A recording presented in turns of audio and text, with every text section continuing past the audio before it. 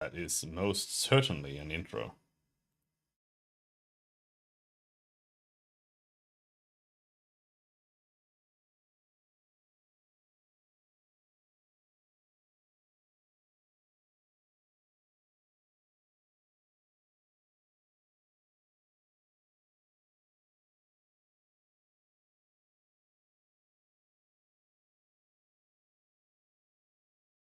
We're making some coffee.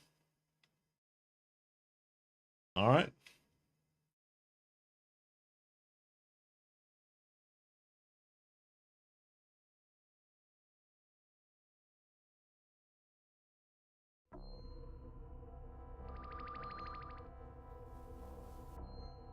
That crazy dream again. It must be the 10th time. What does it mean? I can't remember having dreamed in color before. Well, I'll take a little walk and shake it off. Hopefully they'll soon announce when I have to launch the shuttle for our exploratory flight.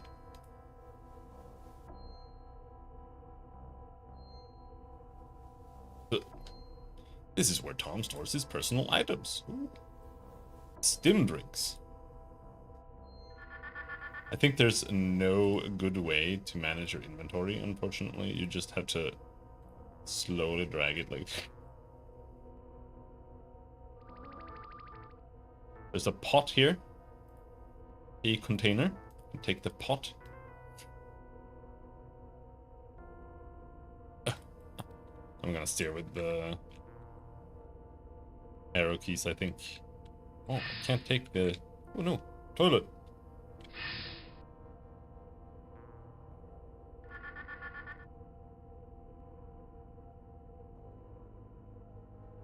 A cabinet. A chemical toilet.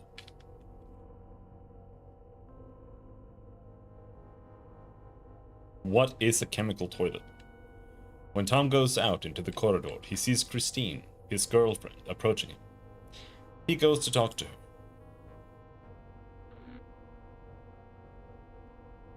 Hi, big guy. Did you get enough sleep? Christine. It's sure good to see you, honey. I feel awful. You were right last night. I should have stayed with you. I had that crazy dream again. It's getting clearer every time. It's crazy, alright. You're not usually affected like this. It must have something to do with the oversea jump. Stay with me tonight and I will drive away those awful nightmares. The dream began before the jump and it's not really that scary.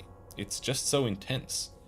Never mind. What's the use? I'll just walk around for a while longer. Maybe I'll run into Captain Brandt and find out when we have to launch with Snoopy. Snoopy? Haven't you? Boy, you must have slept sound. You could hear the explosion through the entire section. Explosion? Get to the point. What are you talking about, Chris? What happened to Snoopy? He took control of the oversea comm unit during the jump. It overloaded and pretty much exploded. They say bits of him were all over the place. Oh man, that's awful. Boy, sure makes you stop and think. That makes Hofstedt the only government official on board.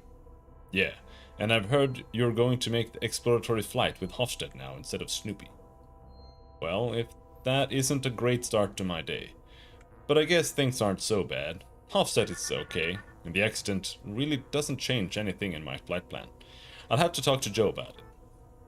Your buddy is assigned to the northeast section today, near the access to the communications room. Well, I have to get going now. I still have a lot of work to do. See you later, sweetie. Bye, Christine. I never finished this game. That's why I kind of wanted to play it. I never really got very far in it at all. The security guard casts a suspicious glance at Tom. He doesn't answer. Peter? A console for calling up news. Tom tries to call up the latest news from the console. The following appears before the announcements. Video data not available. Comm connection not active. Text mode activated. Newsflash. Text mode. Brussels. The Secretary of the Interior of the United States of Europe, John McDermott, called the latest encyclical of the Vatican's a further denial of all realities of this world, characteristic of this sect. In this connection, McDermott pointed to the constantly growing religious sects, behind which, as a rule, there is nothing but an attempt to access the followers' belongings by brainwashing. Particularly shocking is the high number of juveniles who easily fall victim to such methods.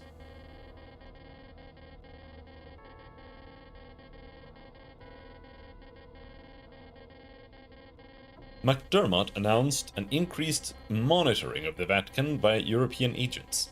In particular, he would like to keep the enormously increased armaments industry of the Vatican under observation. Recently, indications are increasing that the Vatican has biological weapons at its disposal. Where's the... And that's making a lot of noise. 1 second.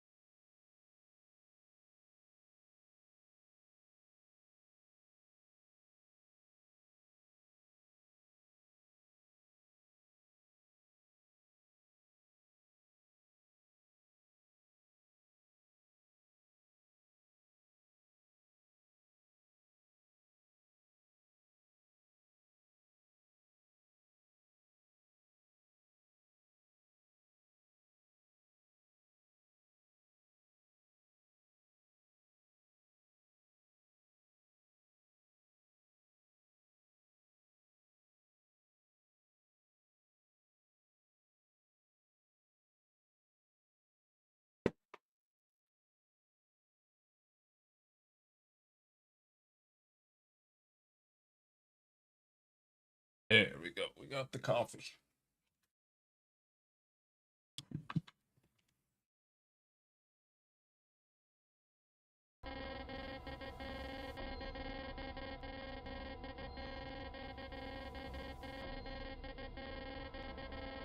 We get into this room. Oh. Metal can. Oh, give it to me. Give me your belongings. Yes. I want all of them. Oh. Dishes. I can't loot the dishes.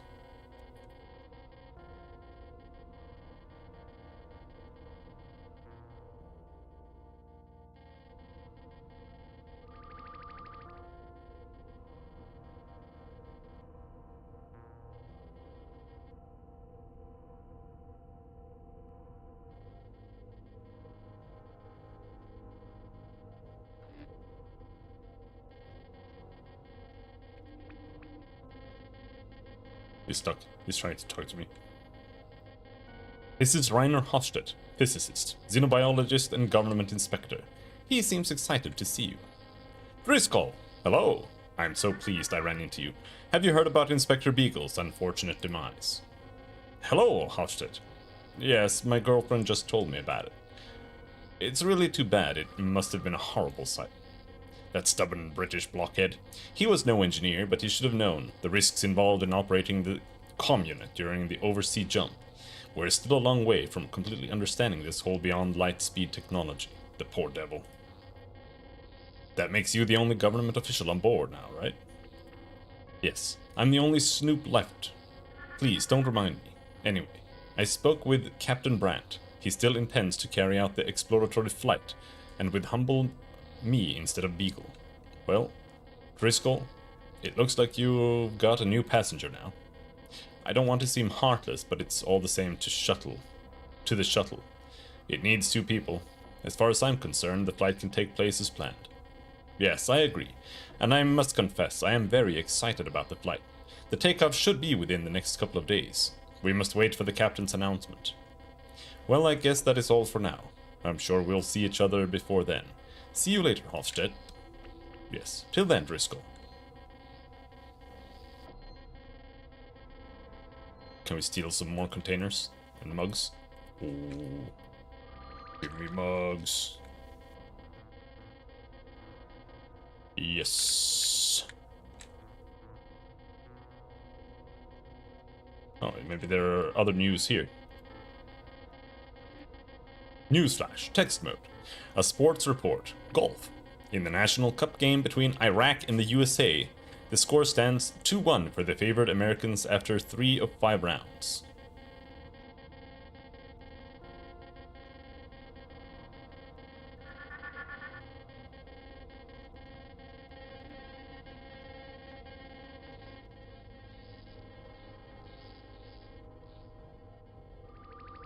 Oh, there's a hole here. On a bug in the tiles. It's making the noise.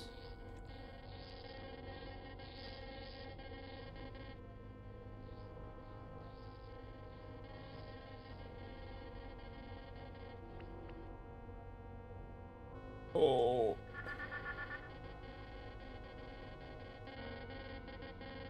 European Union, the 14th attempt to introduce a uniform official currency has failed due to Germany's resistance. Oh, yeah, okay, bro. Yeah, okay. Sure, man.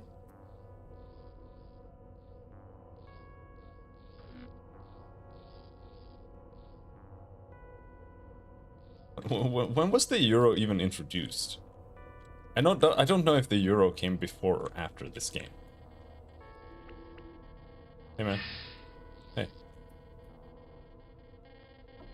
Hello, Driscoll. Well, is everything set for the flight? Robert Shaw. What are you doing? I am mathematician and navigation officer.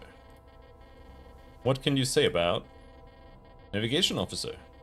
A fairly hard job this time. Even though, or maybe because we have Ned the Wonder AI on board, I've tried to find errors in the AI's calculations during the entire flight. There are none. I think I'm removing the need for my own job by all that checking. No one is prepared to trust an AI 100%, but I think it won't be long before that'll start to change.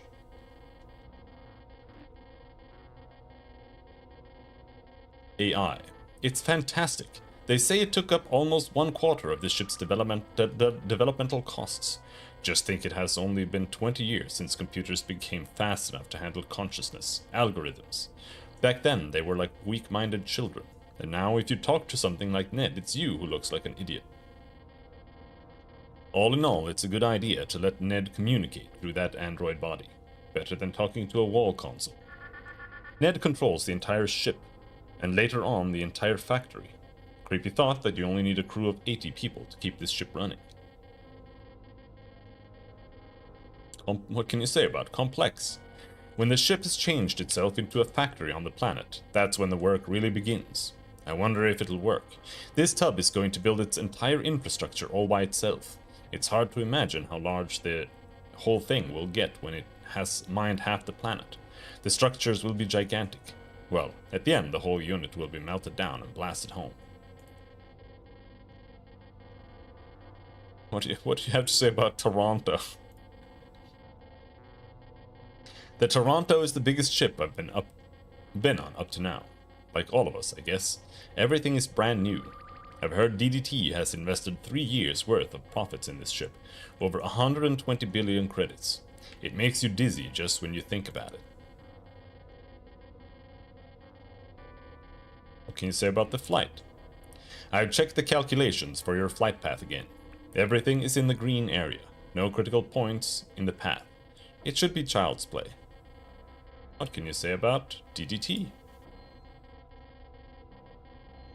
Wait a minute. Strange. I work for this multi, but I can't seem to remember right now what the abbreviation stands for.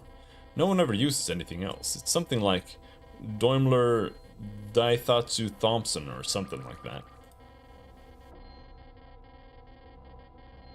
Alright. Daimler. I don't understand that. Take a look at this. This pot. I'm not interested in this. Alright, see you soon, bro.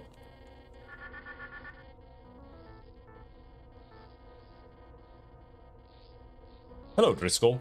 I heard you have a new passenger since they scraped the inspector off the wall. Anyway, I'm crossing my fingers for your flight. Thank you.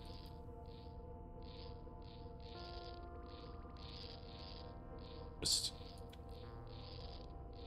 boot some things.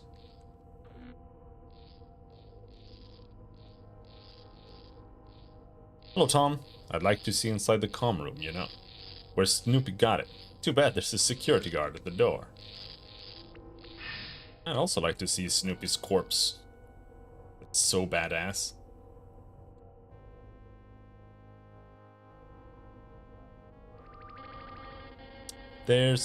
I know that there is... Let's see, where is he? Couldn't read that. Bulkhead to the command bridge. Only a few crew members have access here. Tom is not one of them.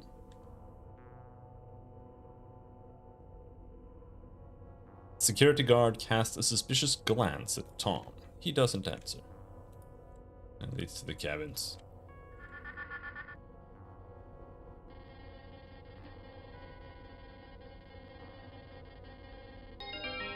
A loudspeaker announcement echoes through the corridors of the ship.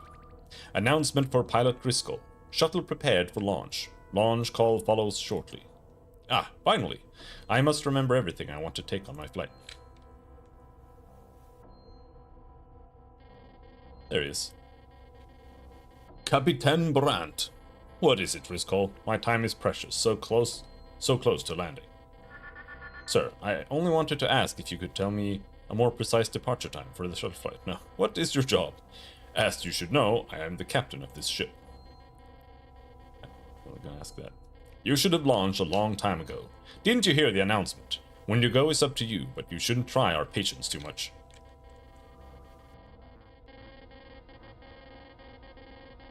It was not possible to settle the salary conflict between the Space Pilots Union and the supranational space centers today.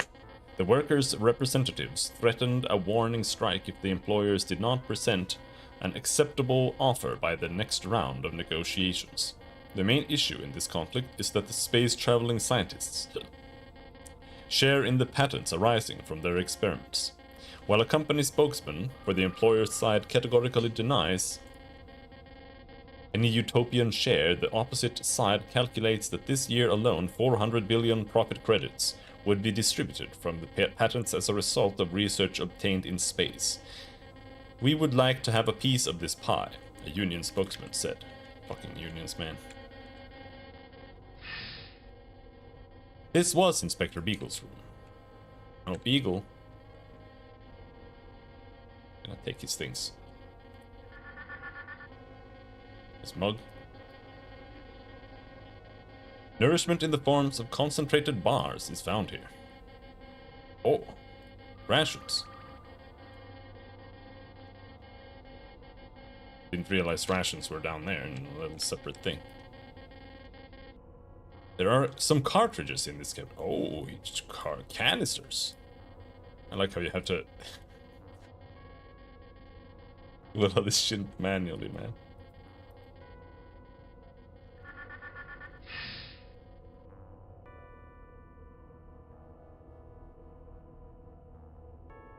Alright, I don't think he has anything else in his room that we can steal.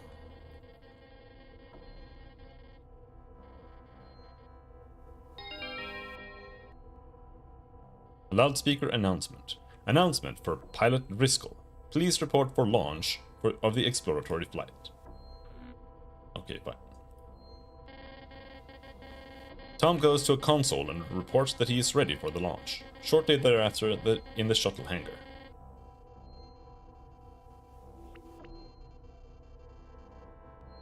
Tom meets Captain Brandt, his passenger, Rainer Hofstedt, and the android body of Ned, the AI system of the ship near the shuttle. Okay, Driscoll, everything is ready for your flight. All data required for course determination are available to you in the shuttle systems, Mr. Driscoll. During the flight, I will communicate directly with you so we can immediately evaluate the transmitted data. You know your orders. Carry out measurements in orbit and on-site to verify the probe data. Get Mr. Hofstedt down safely, Driscoll. Good luck. Thank you, sir. I'll do my best. Are you ready, Hofstedt? Sure. Step on it, Driscoll. Tom brings the shuttle safely out of the mothership. The little spaceship has a powerful engine, and they are near the target planet after only a couple of hours. I'm gonna sneeze. Oh, it was a pleasant trip up to... Now, Driscoll. Thank you. I'm in just the right mood to fly today. Oh, I thought that he meant that it didn't become pleasant now. But yeah, no, it was a pleasant flight. There's a lot of routine in my job, but flying to a new planet is always exciting. You can say that again. It's a good thing my office doesn't know, but I would have given up a week's pay just to experience this moment. We're coming into visual range. Look, Hofstedt, it doesn't look like a desert world to me.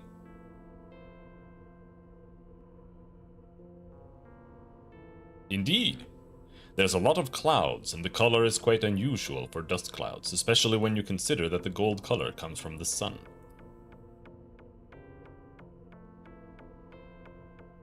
I will speak with the Toronto. Meanwhile, try to get something on your instruments. Shuttle to Toronto. Ned, how's the contact? The reception is excellent, Mr. Driscoll. Are you in visual contact with the target now? Yes, but the planet does not really look like a desert. Mr. Hofstedt is checking the instruments right now. Ing. Oh, I think the connection is becoming weak, but continue. The dense cloud cover is making measurements difficult. The analysis does show large amounts of raw materials. There appears to be more water than we originally assumed. One moment, Mr. Hofstedt. The connection is becoming weaker. Are you having any difficulty, Mr. Driscoll? No, everything looks okay here. Ah! Wow, I shouldn't have said that. The servos are gone. The auxiliary systems are going down. I'm trying to do something manually. Hofstedt? Trying to run a check. Mr. Driscoll, your status shows critical values. Report, please. Failure of several systems. Manual control okay. Trying to turn around. We have problems with the energy supply. Hey! It exploded! Oh no, I'm losing control. Hofstedt, hold tight. We're going down! The shuttle gets caught in the planet's gravitational field and quickly starts to fall towards it. The little ship is rocked heavily. Hold on. The little ship is rocked heavily as it enters the atmosphere. Tom works feverishly and makes a crash landing with only the manual controls. Slowly, the men come to. Ooh, my head. I'm sure in no hurry to fly with you again, Driscoll. Certainly not with this shuttle. Nevertheless, you can thank me for your still being alive. The automatic controls wouldn't have brought this thing down safely. Okay, I get it. What do we do now? Now we put on our masks and climb out. If we can breathe the air, we'll go through the supplies and work on the radio so we can try to make contact. If the air is too thin, that'll be all she wrote. Oh dear. Well, there's no purpose in delaying it. Let's go.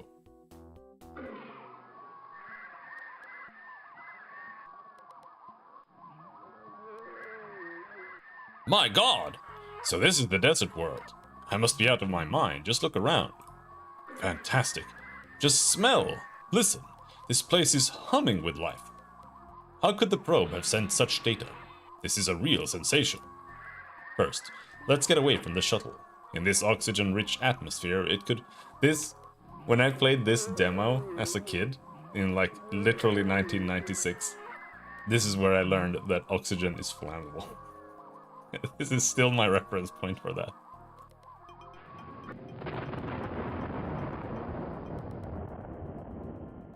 Everything around Tom bursts into light, then into a darkness that remains for a long time. Then Tom begins to dream his dream again.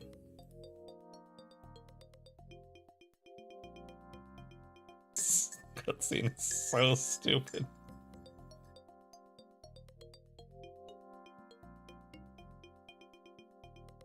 That dream again. I have to discuss with Chris sometime. Time to wake up. I must prepare for the flight. The shuttle was already there. Has already happened. Pain. Something is wrong. Something isn't right. More pain. What happened? God, the crash. What happened? Ooh, the pain. Why don't I wake up? Hofstadt and I are going out. All full of plants and animals. The planet is alive. The colors, the greens, everything is green. Oh my god, my cat nipples, cat wife.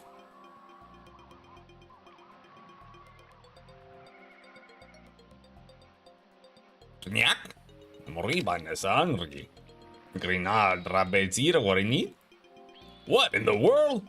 Where am I? Who? What is that? I thought I was awake. I have to get up and... Ouch, damn. Quite a clear sign of recovery, I'd say. Welcome back among the living.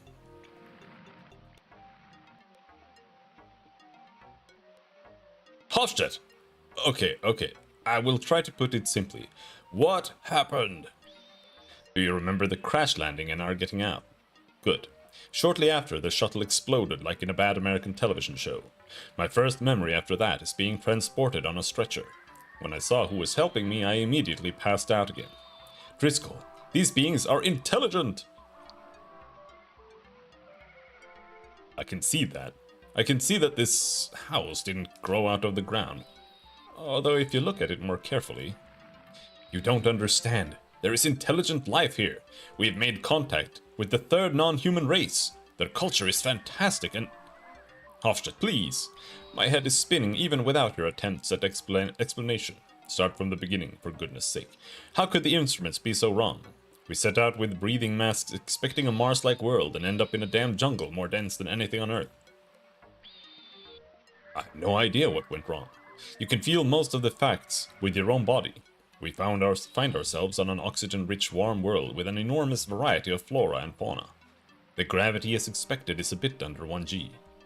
Up to now, our immune system has handled the local microorganisms. The explosion got you more than me. You have been unconscious for almost 30 days. Stop. Don't even try it. You shouldn't try to stand for at least another 30 days. I've noticed. Is anything else wrong with me? I don't think so. Some broken bones, burns, and probably minor internal injuries. The head injury gave me the most concern, but you appear to be completely coherent. Your prosthesis is operational.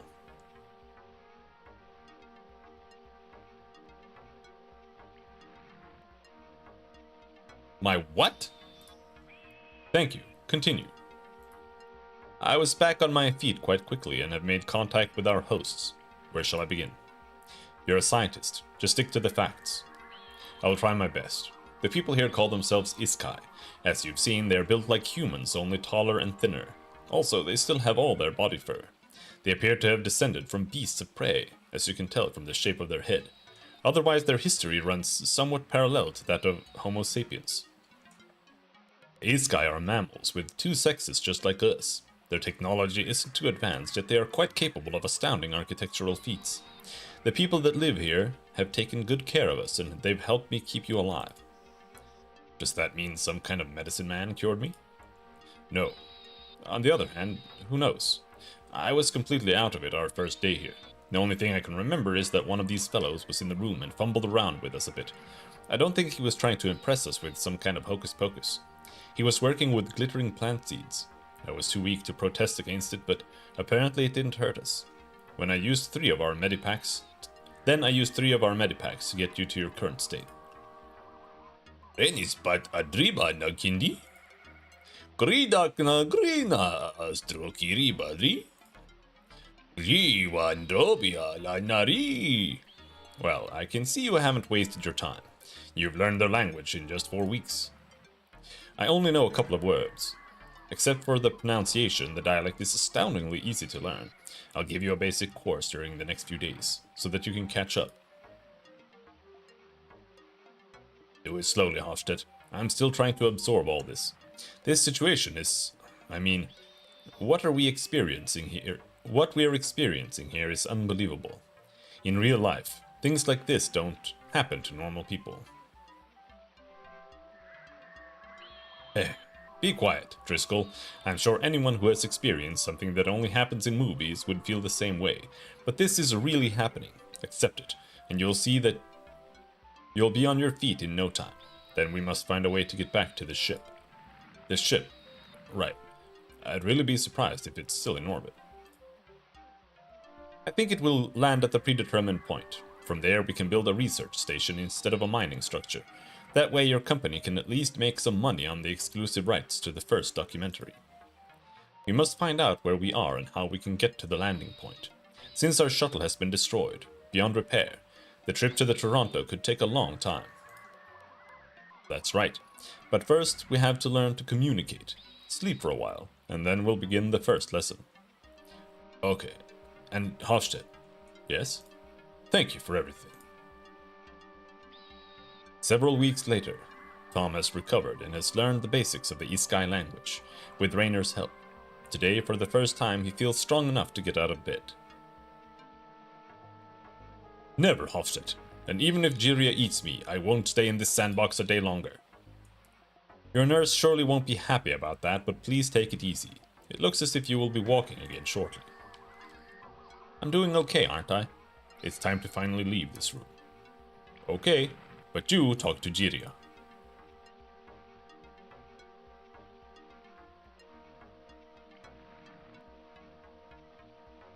A hand towel. Yeah, I need a hand towel. This bottle contains an aromatic liquid. I need that, I need that.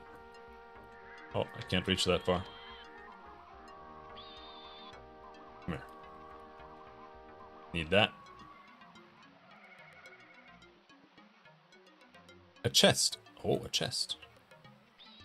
With some rope. And a stab. A stab.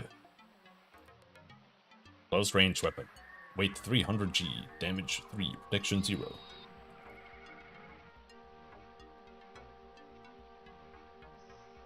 Can be used by pilot, scientist, warrior, Jikas mage, druid, enlightened one, technician, Okulo Commodus, warrior. Okay. Sure.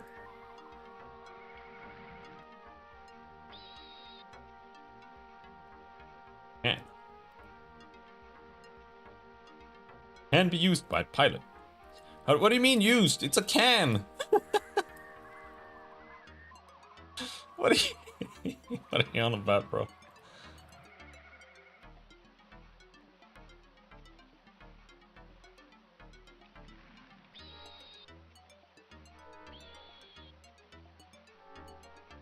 Oh shit, that's portrait.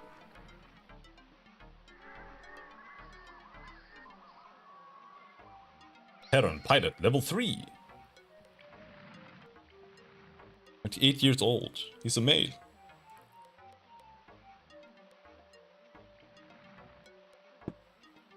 Training points. Strength, intelligence, dexterity, speed, stamina, luck, magic resistance, magic talent, close range combat, long range combat, critical hit, lockpicking. Languages, Terran Iskai. Okay.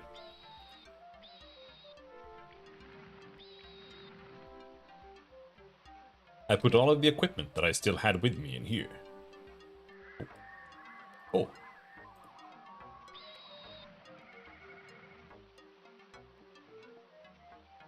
This inventory management situation is a bit special. They also carry food individually? Yeah, they do.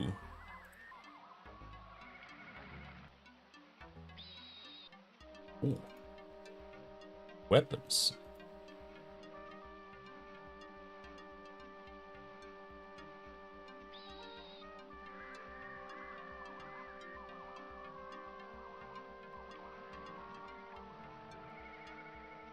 Dagger. Damage 3, close range weapon. Large dagger. Damage 4. Ooh. So who's the best here? Imagine my guy. 25, 28, 35, 42, yeah. This guy's a doctor.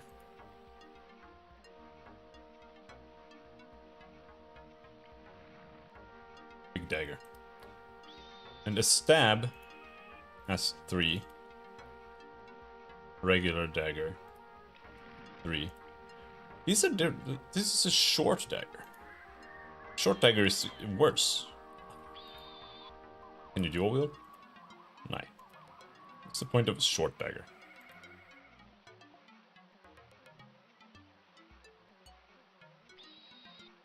Hello, Jano. How's it going?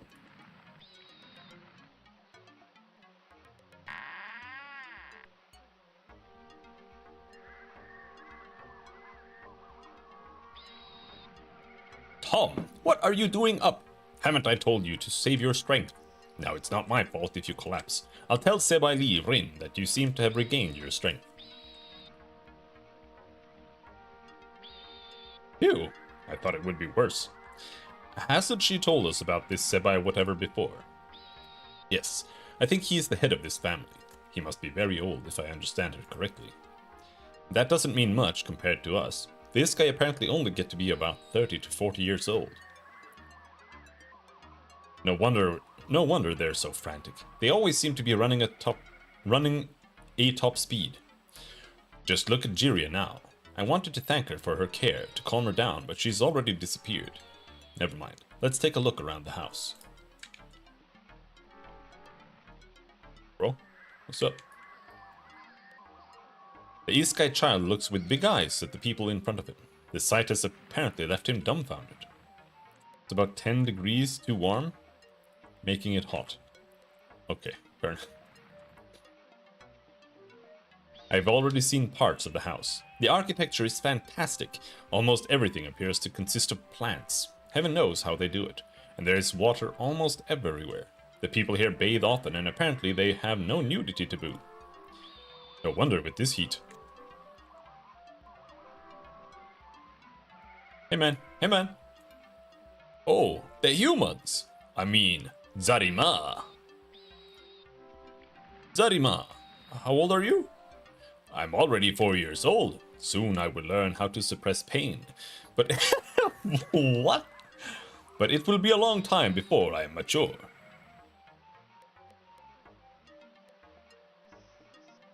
What's your profession? Well, I study and sometimes I help cut up the game the hunters bring back. If I can't sneak away, that is. What do you know about pain? I don't know if humans can do that, but we have a way. I guess you can learn to think pain away. I'm going to learn how to do that next. My older brothers and sisters can do that already. What do you know about siblings? Well, you're supposed to listen to your older brothers and sisters just like your parents, and even more so. What do you know about maturity? I will be 10 soon, then no one can forbid me anything. Sure, bro. What do you know about a large dagger? I'm not interested in this item. It's been nice talking to you. Farewell.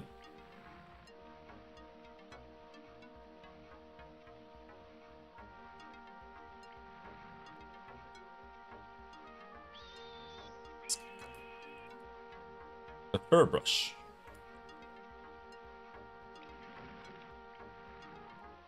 Zarima, excuse me, I can only talk for a short time. I must prepare for the next hunt. Zarima, guests of the house, if you intend to go hunting in the forest, you must first talk with Kryn, the Stry of the hunt. He can give you good advice. You will recognize him by his gray-brown fur coat with gray stripes.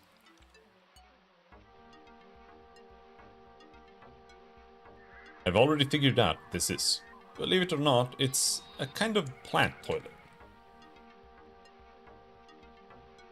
The musty odor and the holes in the object lead to the conclusion that this is a kind of toilet.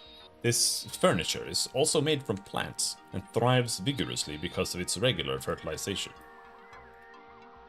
No member of the group is particularly eager to put their hand in there.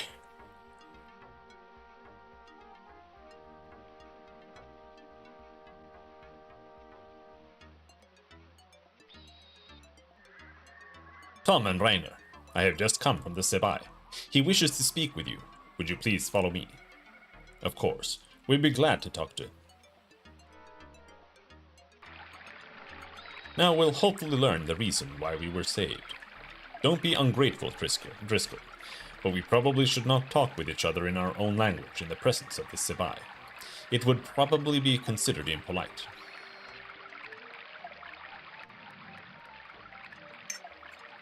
Tom and Rainer, the chief of the clan of the South Wind Hunters, Sebai Lirin, I will leave you alone now.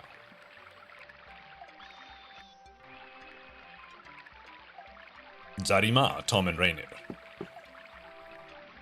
I'm glad to see, Tom, that you have recovered from your severe wounds.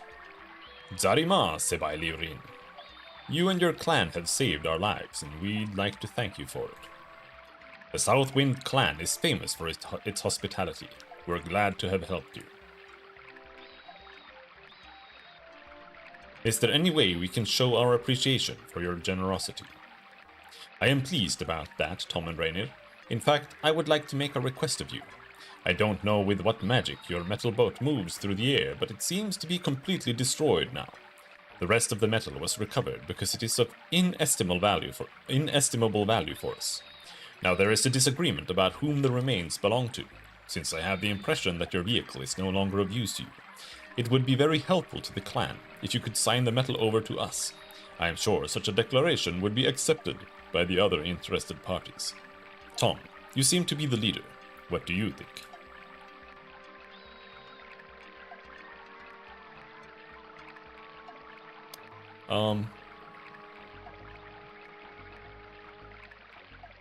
Of course we agree, Sebai Lirin. It's the least we can do for your assistance. I'm the one who has to thank you. You are helping the South Wind clan during a time of scarce funds. Please, place your name and your mark on this document, Tom. What do you mean by mark? Oh, excuse me. How dumb of me. Giria already told me that humans have no scent glands. That is how we normally sign contracts. But in this case, just your signature will probably suffice. Here, please, Tom. Tom places his name and a document made of thick paper-like material. Thank you very much for your signature. It relieves me of some problems. I can talk more after this matter has been taken care of. Is there anything further you would like to know? Pardon me, Sebai Lirin, but Giria told me about your old age, and yet you seem to be quite young. Can it be that no one has explained to you about our holiest ritual? Well, I am actually over 50 years old, an age that no Iskai can reach. I transferred my spirit into the body of a newborn, in this case my own son. The Sebai ritual is the most powerful magical act which we are capable of. It can be performed by anyone, however slight his magical talent. You must know that the Tri of a newborn has very special abilities during the first week. If an adult touches the newborn's Tri against his, he can transfer his entire self into the spirit of the child. He or she can begin life anew. The body of the adult dies at the time of the ceremony. Naturally, it is forbidden to perform the ritual without the council circle's approval. Besides, the abduction of a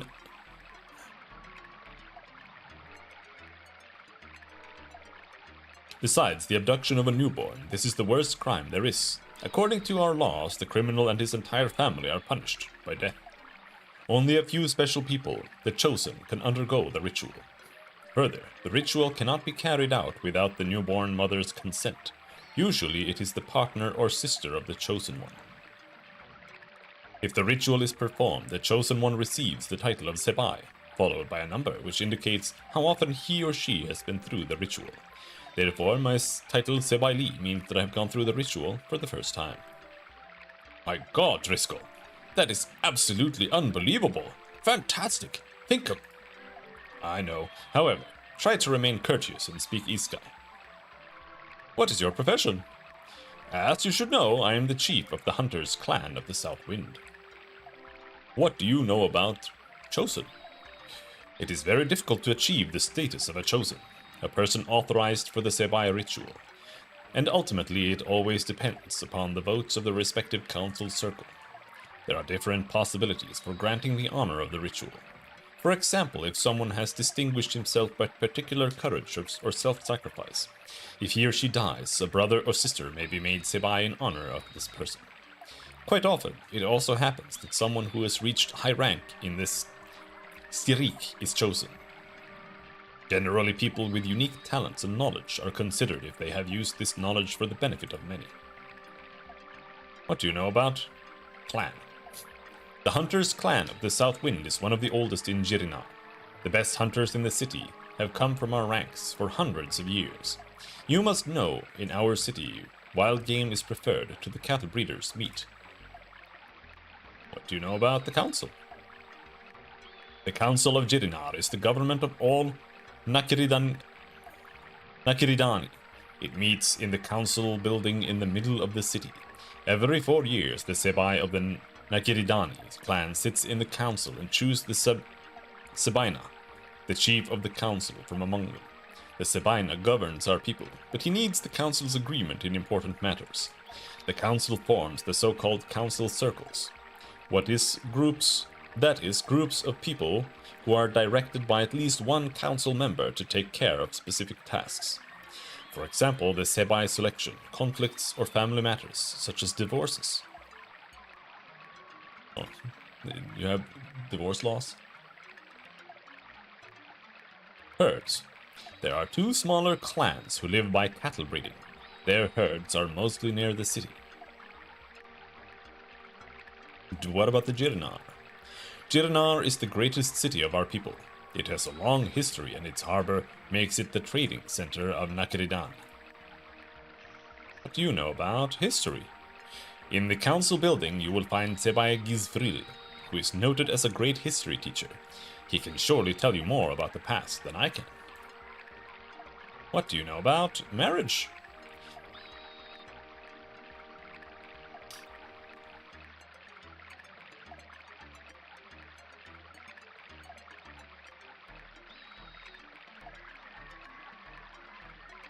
When the partners have decided to spend their lives together, they hold a great celebration during which they are joined forever. A marriage can only be officially dissolved by the corresponding council circle. Normally, the couple are joined for the rest of their lives, and they try to set up their own household. In this case, they are often supported by their secondary partners, who give them an opportunity to break away from their parents' house, if they would like to do so. Nakiridani. Nakiridani is the name of the country where you now stand. It is a large island famous for its jungle and its diverse plants and animals. Sebai. The Sebai ritual is the most powerful magical act which we are capable of. It can be performed by anyone, however slight its magical talent.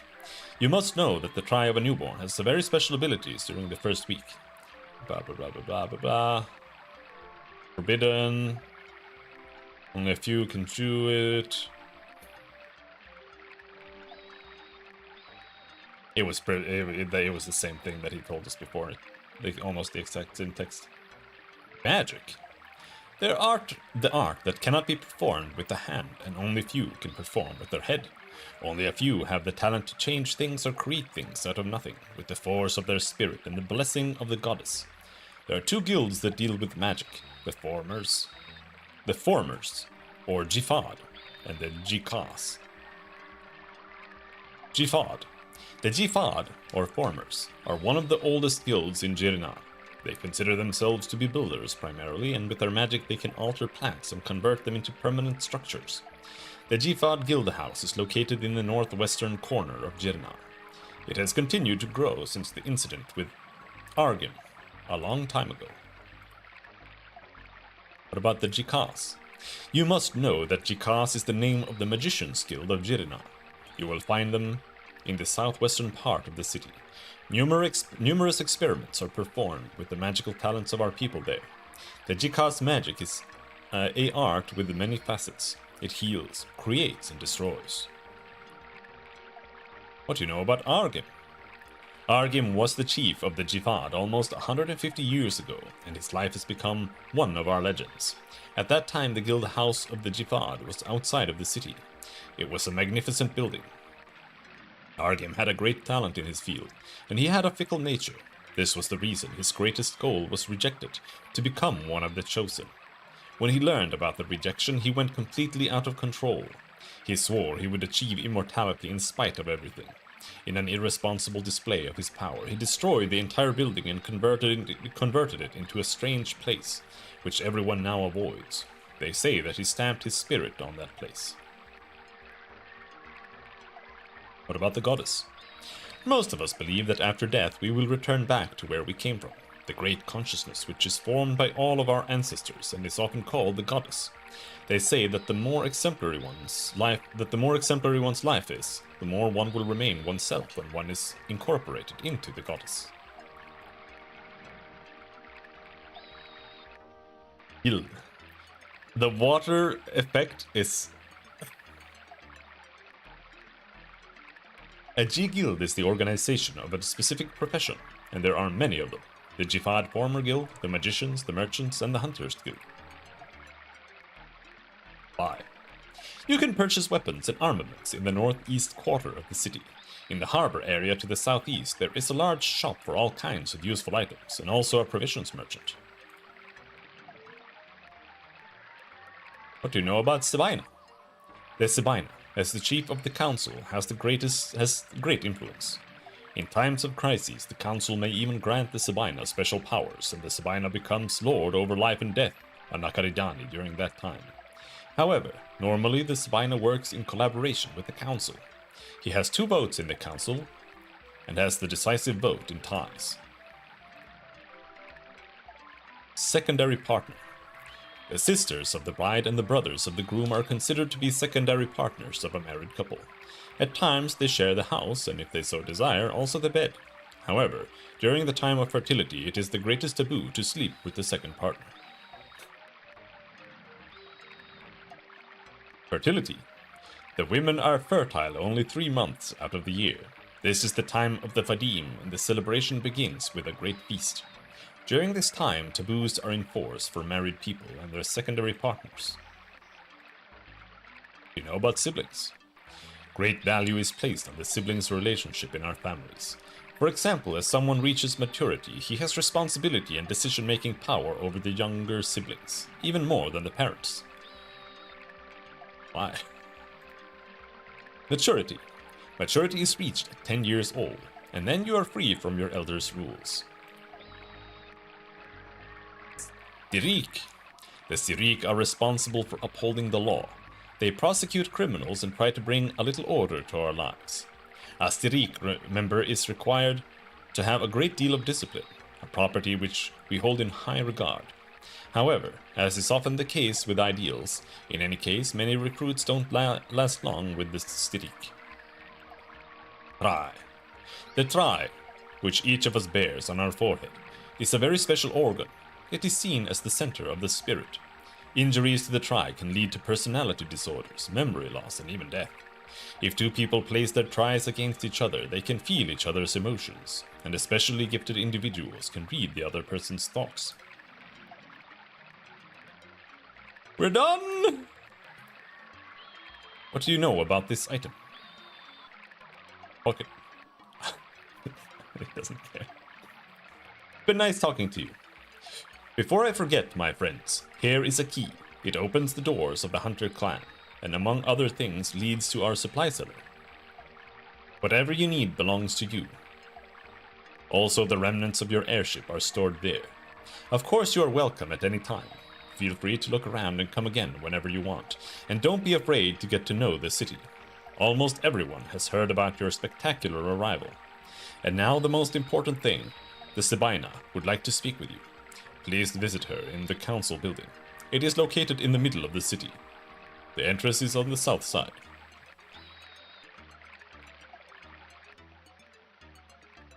Oh my god, the fucking water noise. Oh my goodness. Piece of paper. I'm stealing your fucking shit, mate.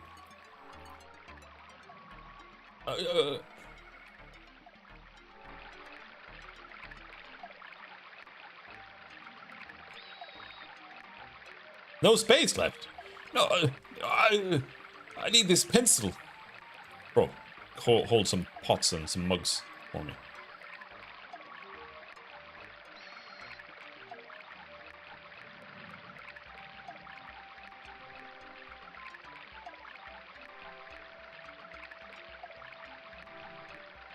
Pencil. Hell yeah, got the pencil. A large cabinet. These Iskai are a xenobiologist's dream. One moment their similarity to human beings is frightening, and then the next they are so alien. Just imagine the consequence of this Sebai ritual. Despite their short lifespan, the Iskai have quasi-immortality. What has also amazed me is that this world, so rich in raw materials, values the metal from our shuttles so much. Pardon me for my enthusiasm, but look at the giant object over there. It is a kind of pump and functions without any mechanical parts. I believe the people who live here are very proud of their fountain. In the water basin, there is a strange plant which pumps water out of the ground with its strong pulsating motions. Apparently, this fountain serves as the water supply. Hey, yo, what's up? Oh, stop bugging around. Zarima, I hope you've enjoyed the hospitality of the South Wind clan and feel welcome with us. Is that a knife? Free dagger? Free dagger sword?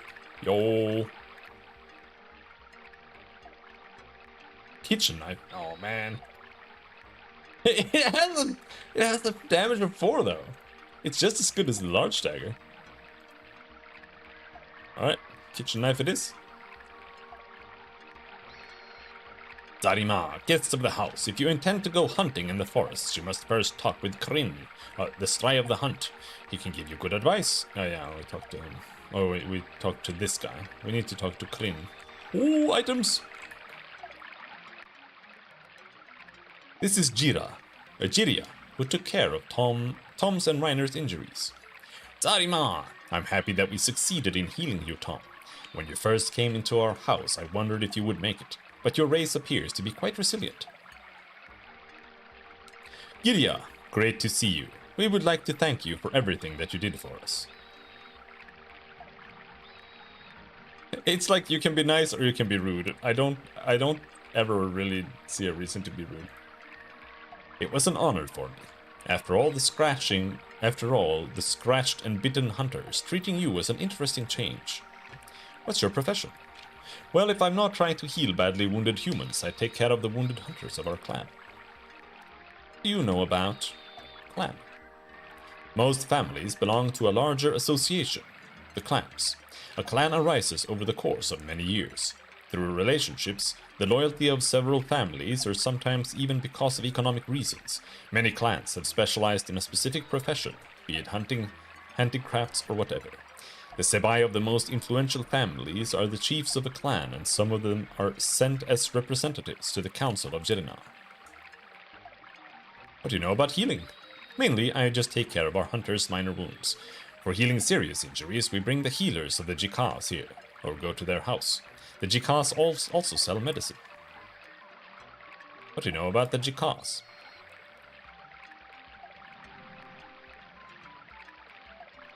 Yes, she says the same thing as the other guy. I think it uses a bit of a Morrowind style system where every NPC answers the same thing to a certain topic, kind of. Bye. Yeah, northeast, southeast.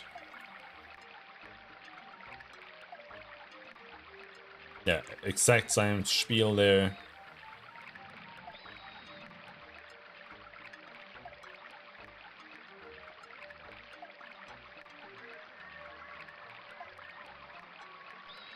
It's been nice talking to you.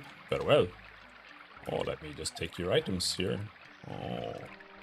What was that? Some kind of worm?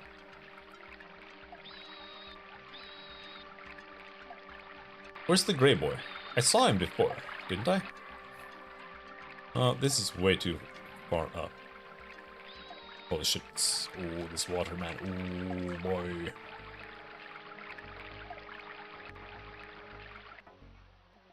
Just smell those aromas. Driscoll. This must be the kitchen. This is where that hellishly hot stuff they fed us came from. I love spicy food. We can't say it hurt us. You didn't spend a week with a bucket. Well, let's change the subject.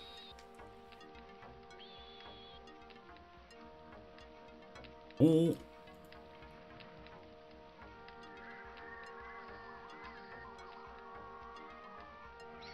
Zarima, you look really funny. Are you sick or is something wrong with your fur? Bro.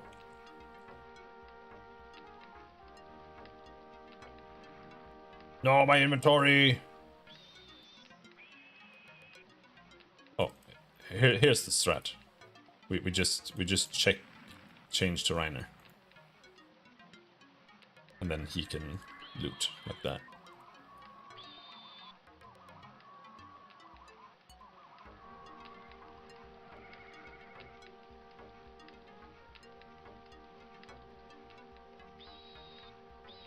Can't reach all the way over there.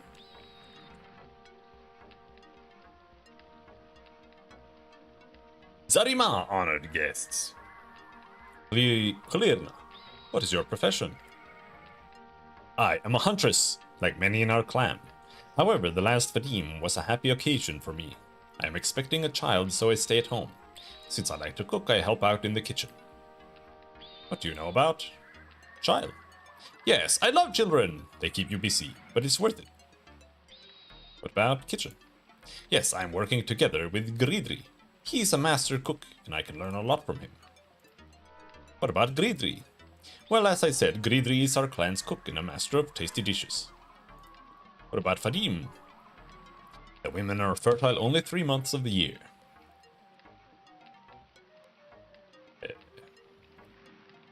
Secondary partner.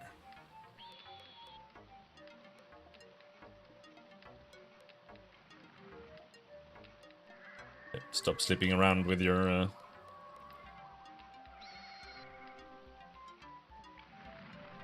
brother-in-law. That's no good. All right, where is this guy? I think I've seen him. Is it this guy?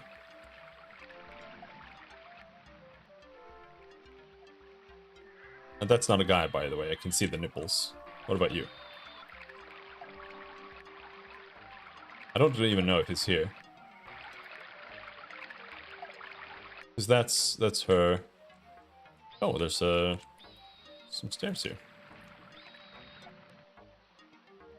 In the cellar, it's a little cooler than upstairs. That's why this guy is chilling here. Brad! Zarima, guests of the house. I see that Jiria has put you back on your feet. Zarima! What is the purpose of this part of the house? This is the resting area of the house. Since I was injured in a hunt, I will probably spend some time here. What is your profession? I'm one of the clan hunters. What do you know about clan?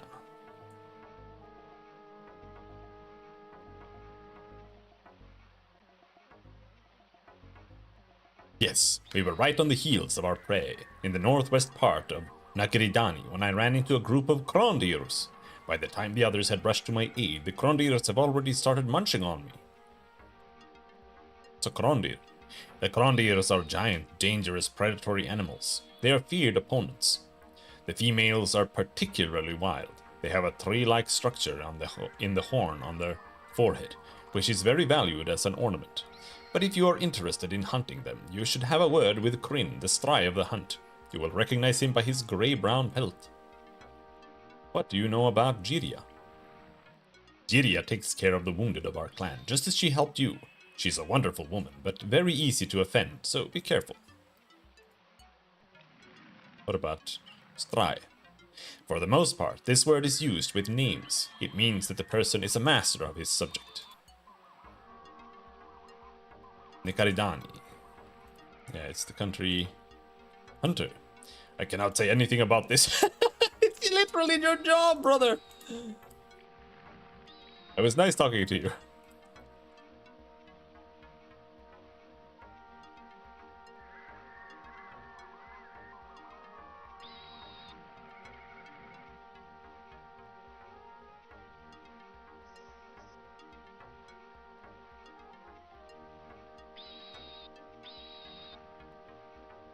Darima, you wide people. What do you mean wide? Okay. Ooh, money. Oh yeah, I'll take some fucking money.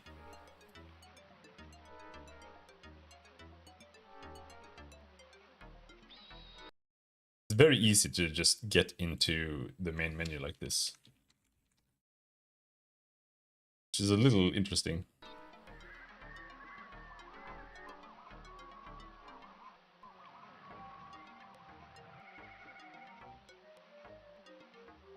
I have to go back to bed. And I'm not even tired. The Iskite children are more similar to their human counterparts than one would believe. I have to go back to bed, and I'm not even tired.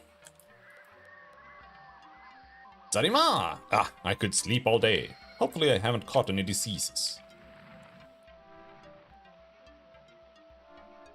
Ah, it's a fur brush.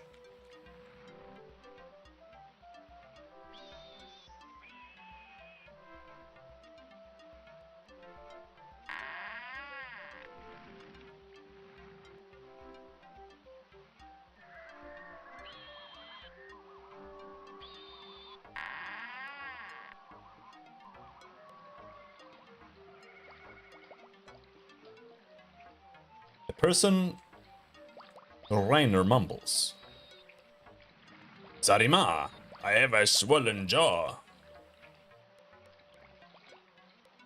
Why does it say the person Reiner mumbles? Zarima, I have a swollen jaw. I can't talk.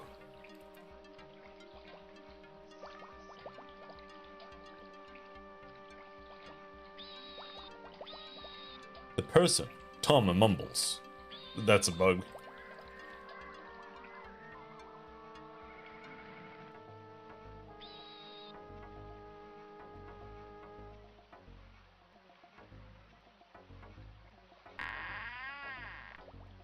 I hope the game doesn't end up being unplayable, but it shouldn't be. I remember trying to play this game at some point, and then there was a point where you like couldn't continue playing the game.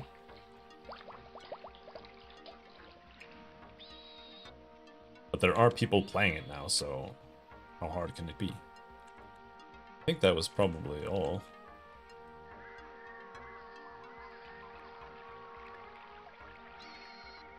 Kryn, there he is. Zarima, guests of the house.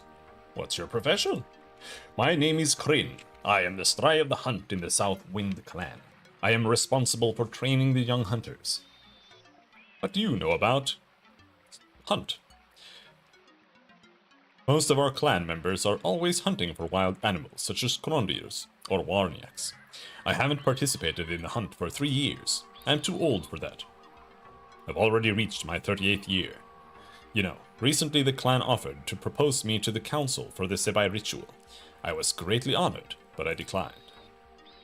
You would decline the ritual, Kryn. May we ask why? That is a matter of my personal beliefs. In general, it is assumed that a newborn does not have its own personality. Nevertheless, to me it would seem as if I were extinguishing a life. Apart from that, I've had a full life and do not fear its end. Warniak. The Warniak is a giant winged vertebrate. It has a frightfully poisonous stinger on its rear end. Its poison can cripple or drive the wounded person insane. Nevertheless, Warniaks are hunted a lot because their bodies contain a spherical mineral supply used for healing medicine. The traders pay high prices for Warniak spheres. What do you know about Krondir? A Krondir is a giant predator that usually runs on 2 legs. It is very strong and a frightful opponent. Fortunately, for the most part, Krondirs are solitary animals. Their meat is almost inedible and mostly used as bait for other predators. However, the Crondir has a structure similar to our tri on the horn on its forehead, which is a very cherished ornament. You can get a good price for it. What about training? Because of my extensive experience, I can teach the young hunters everything they need, including hunting for predators such as Crondirs and Warniaks. And now I think pretty much everything here is just gonna be shit.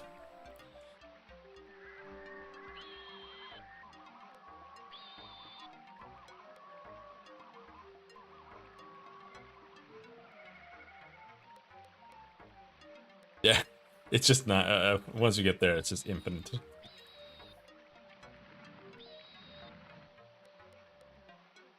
Alright, we talked to him. He didn't really tell us or teach us anything useful at all.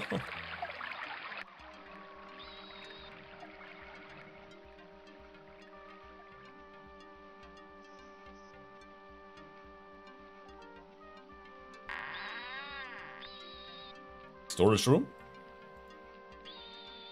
Small axe.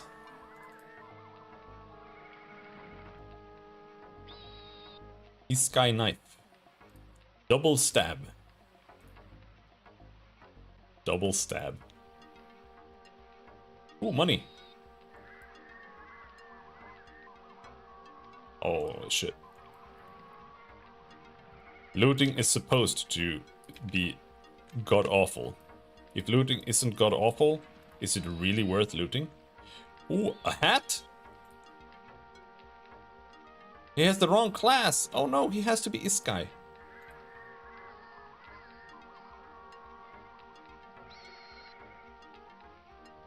Iskai stiletto, Iskai dagger. Only Iskai can use that. I mean, the hat I can understand. The dagger, I'm a little bit more like... can I really not use that? But sure, whatever. Oh no, there was a rope. I have too many items!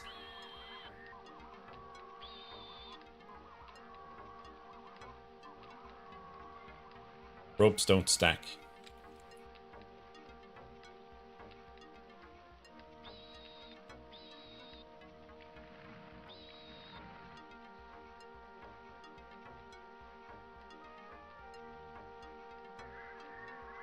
Alright, that was it, I think, regardless.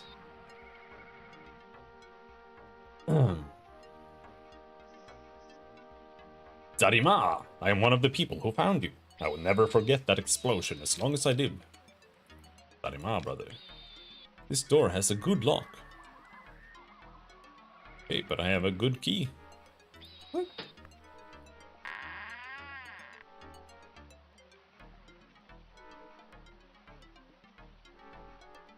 This guy's shield, torches.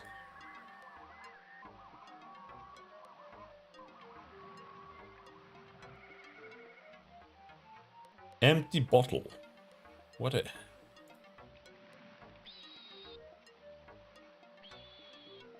pillow and a rag. Alright, so none of these things are really any more interesting than the dog shit I already have in my inventory. We do take this food and the money. Oh, there's no money. Never mind. Also, there's down here. What does this say? The inscription of the shield says, Supply chambers. Children. Think of the consequences. What the fuck? Why does it go into third person mode when you're in the little supply closet?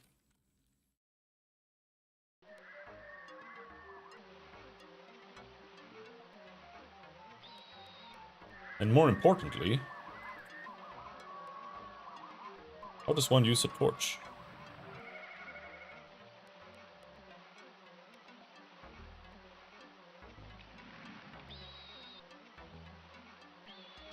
Oh, you have to have a... Oh.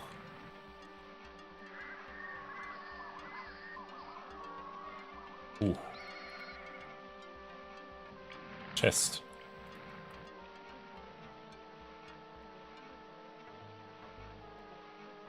Rainer is carrying too much! Too much food.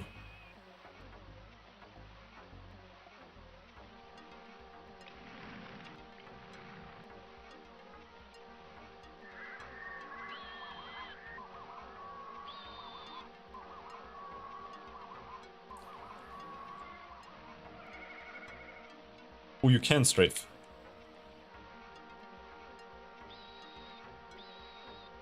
There's something interesting under the old stuff. A sword!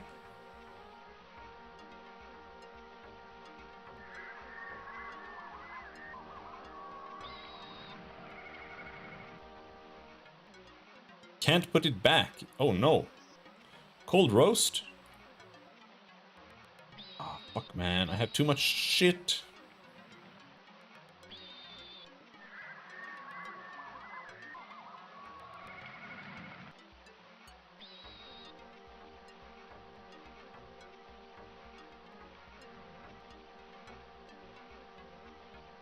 Tom has no space left. No, but he can stack it. He can stack it, mate.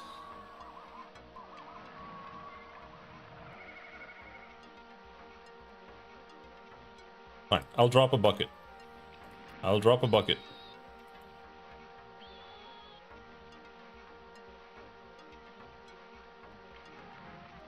See? Stacked.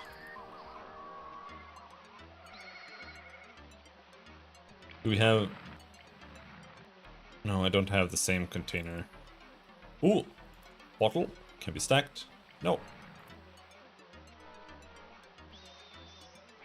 Can ropes really not be stacked? They can.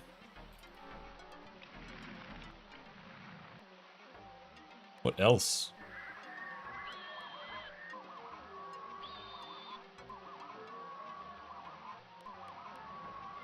I have blue cups. By the way, we can pick up sword.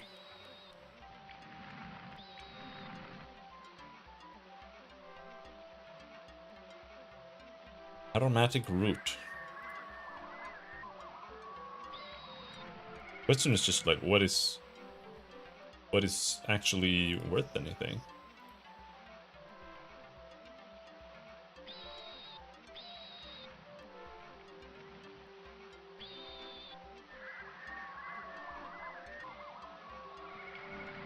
Oh, you can look.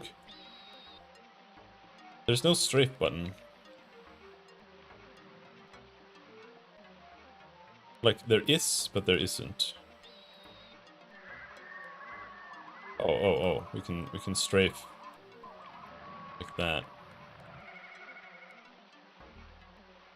No, we'll have to come back here. Now the question is, where was the exit? Exit! That's a toilet. This pile of metal apparently comes from the shuttle's remains. Of course, Reiner does not find anything functional in it.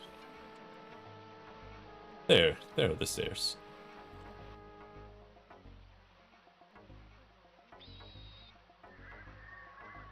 Let's go see if the weapon merchant sells any items. Or buys any items, rather. Zarima, you look really funny. No, I don't. The door leads out into the city.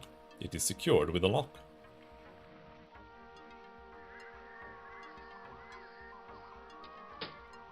Tom unlocks the door with Rin's key. Tom and Reiner are addressed by an Iskai dressed in battle armor. Zarima, visitors of our city. I have come just in time. I see you have recovered from your wounds. In the name of the Sebaina, the chief of the council, I would like to welcome you to Jirinar. The Sebaina would like to have a discussion with you. She can be found in the council building, the building in the middle of the city.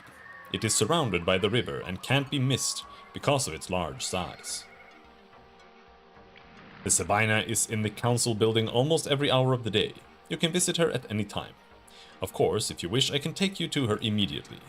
No. Thank you. First, we would like to look around the city a little.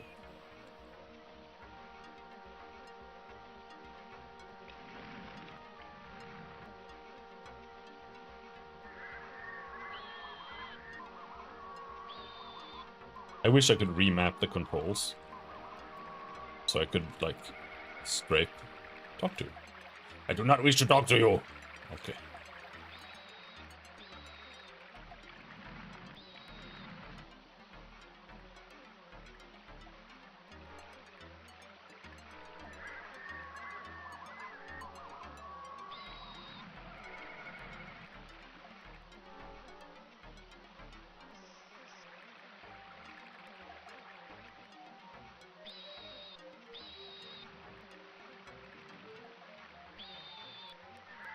Merchant.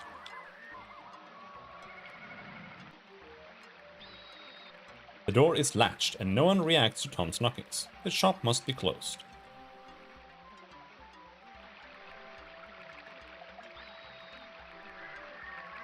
Weaponsmith.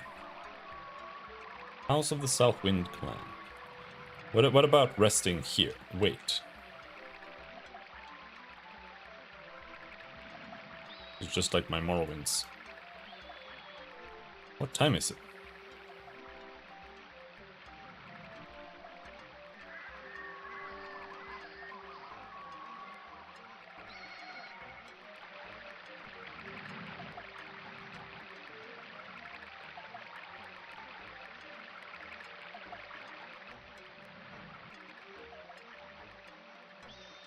On the shield it says, Sneered House of Weapons. Welcome from the 10th to the 20th hour.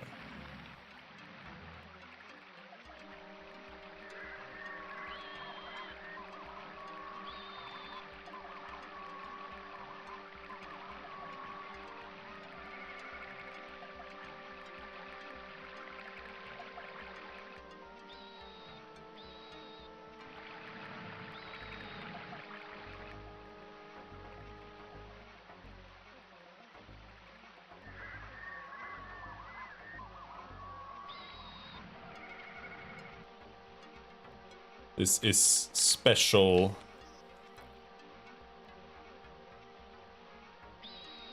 Art of Battle, 8 AM to 7 PM. What the fuck is the Art of Battle? Shop must be closed.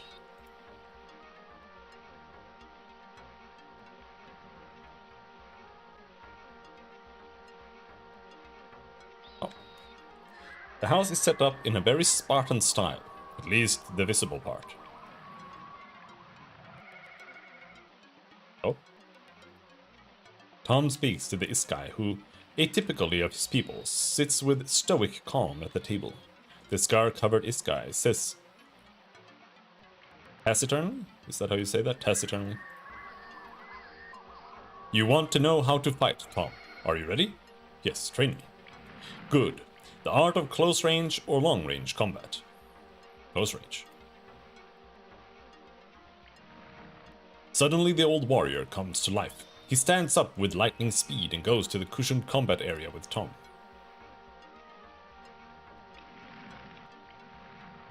But how many skill points do you want to improve your skill? All of them. 15 gold, now! Okay. Tom hands over the amount and begins training. Tom goes through an intense training program. He has to take some blows, but at the end he realizes that he has made good progress. It was instructive for you, entertaining for me. You can go now. Okay, because I had training points, right?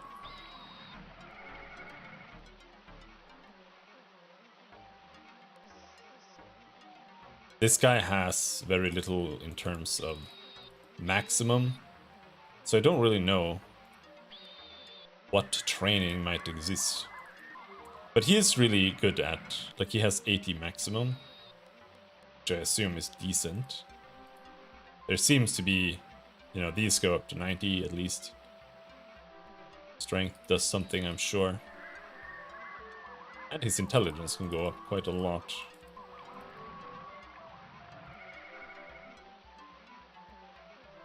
Oh shit, you don't have a weapon equipped. That's because you were wielding a torch. A small axe has a damage of 5.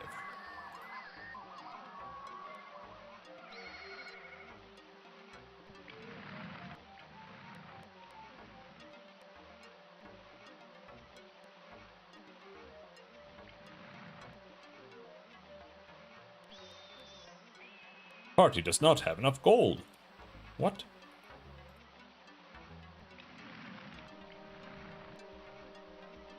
Oh, I thought I had.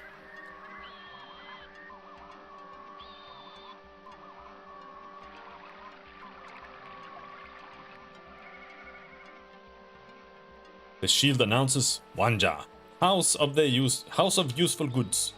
Enter from the 6th to the 19th hour. Dude, she works a long time. Everyone is getting tired. Zarima, I love to go to Wanya's shop. You can usually find something useful there. Hello? Zarima, and welcome to the House of Useful Diversity. Zarima, Wanya, we would like to look at your goods. Here you can see my goods. Take a look at all the different items. Look at the repellent. It keeps troublesome insects away. Okay, but more importantly, do you want to buy an aromatic root?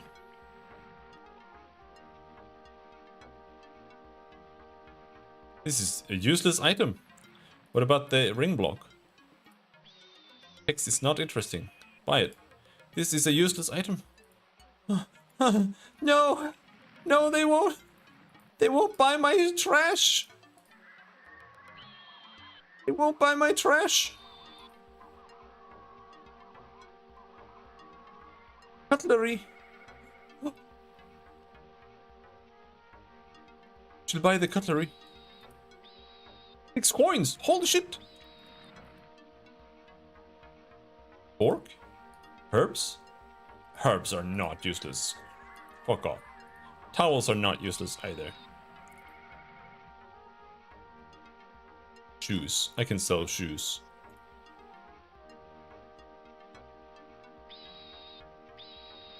Pencils are not useless either. Note. The text is not interesting.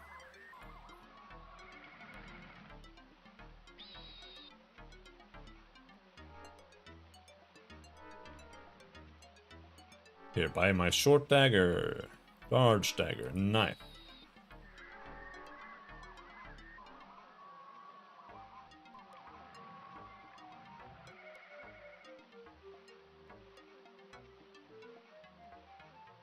Oh, she buys a cup for 20 coins, man. What the fuck?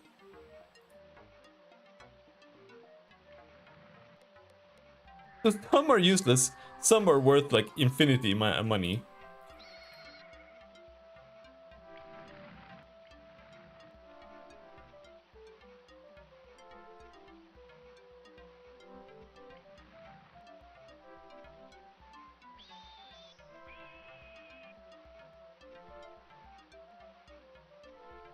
I guess it depends on if it's the, like, maybe it's the merchant. Specifically. Blue music crystal, compass, pickaxe, torch, rope, green healing potion, lockpick.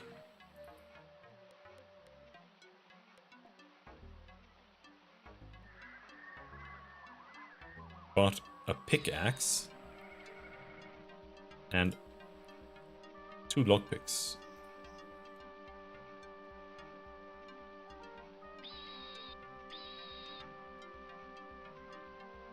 As for the rest, it's all mostly useless trash. Let's just double check.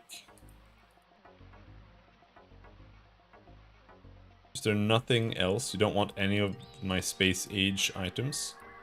Gold ring. Sells for 16.6 coins. I'll sell a gold ring.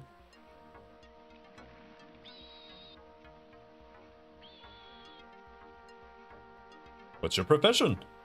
I'm the owner of this shop. What about business? My family has run this business for 4 generations now. My husband is a sailor and has to be away a lot. Fortunately, I get along very well with his brother. He lives with us and is my secondary partner, and the children sure liven up their house. Hey.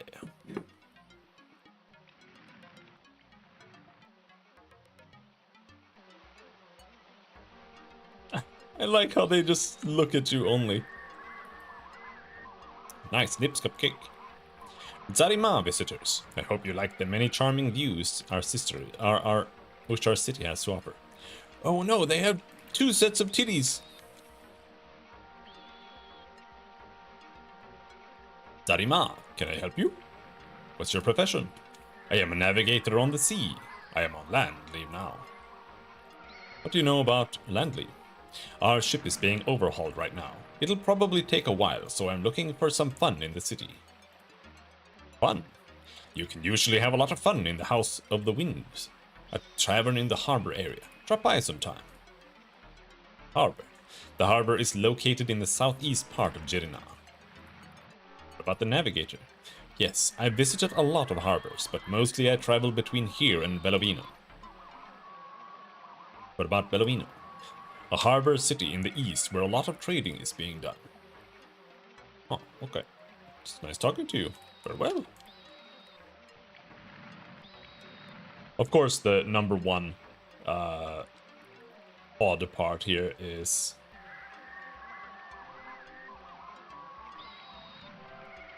that nobody really gives a shit that you're an alien being that they have never seen before.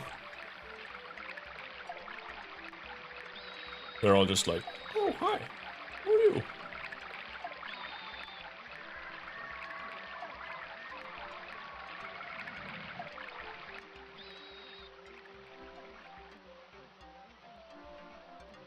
This door is locked.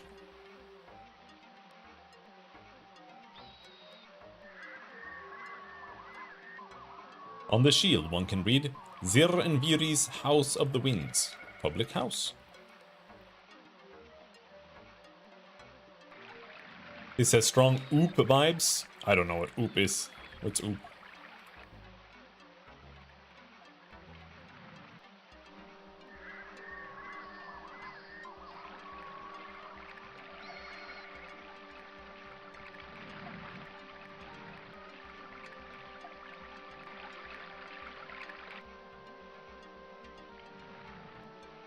There, is this where we need to go?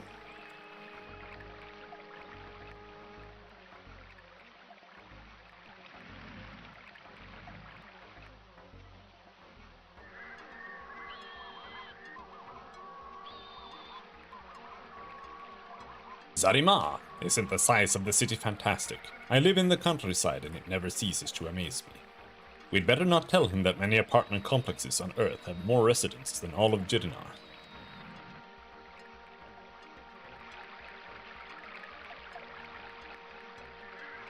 Out of placers? Oh, okay.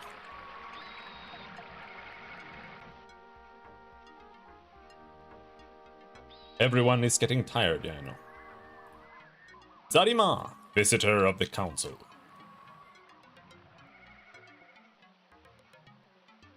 Who am I looking for? Okay, so looting of all this shit. I like that they just had toilets, like, just out here. Zarima, look at the magnificent plants in the meeting room. I take care of them. This a new game, or like new but made to look this way? No, this game is from 1996.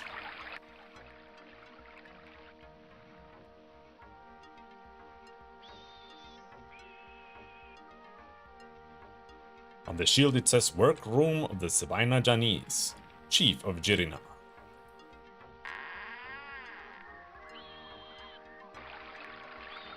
Zarima, strange visitors. I am happy you have recovered from your wounds. My name is Janice.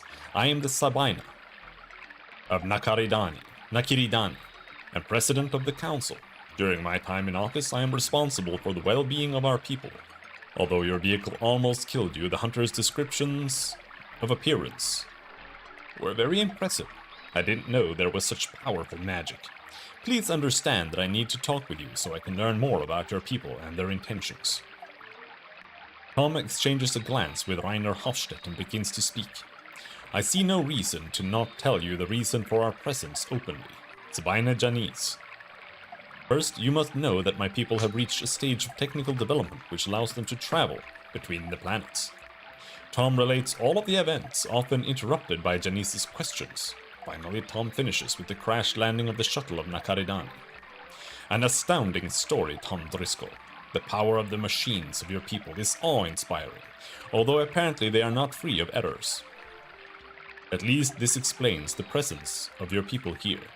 I wouldn't have believed that you came from a different world.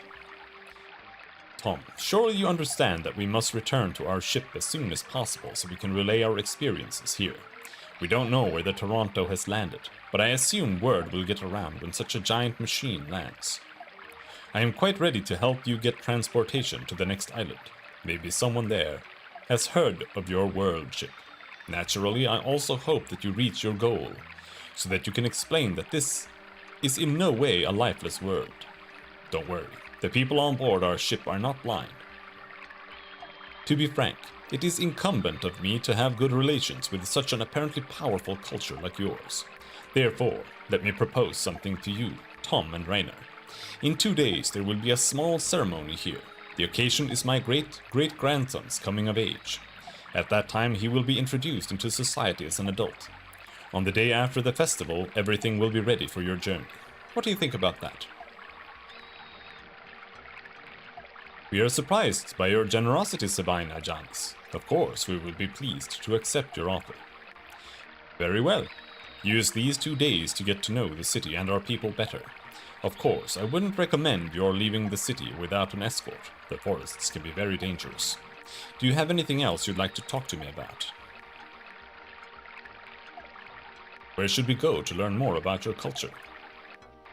Well, for example, you could speak to the leaders of 2 of our most important guilds. Akir, of the Guild of the Jihad, who are also called the Farmers. Their guild house is in the northwest part of the city. And Fasir, who leads the Guild of the Jikas. You will find him in the Jikas Guild House, southwest of the city. However, you can also get to know the Iskai just by speaking with us. What's your profession? I am the Sabina of Nakaridani, and I'm the president of the council. What do you know about Sabina? Yeah, whatever. Nothing new there. Alright, so we met her. Everyone's getting tired.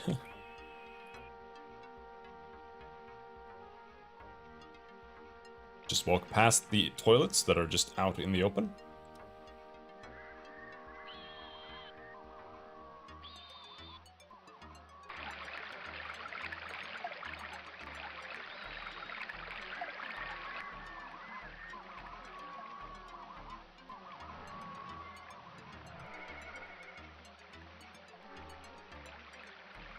Where is the house of... Oh no, we have to use map. Battle trainer.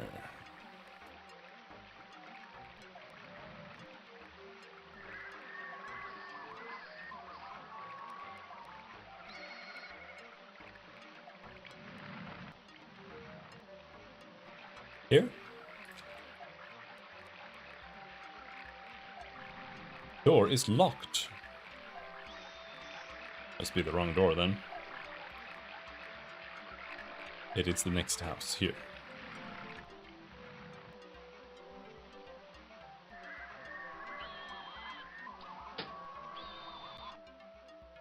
Oh, Jesus. The party rests for 8 hours.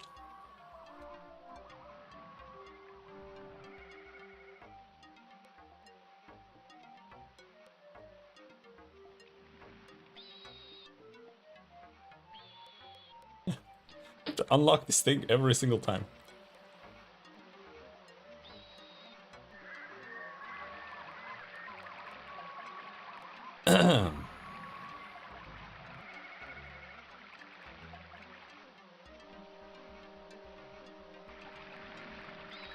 Is that the clan building, maybe? Out in the middle of the night, like a ne'er-do-well?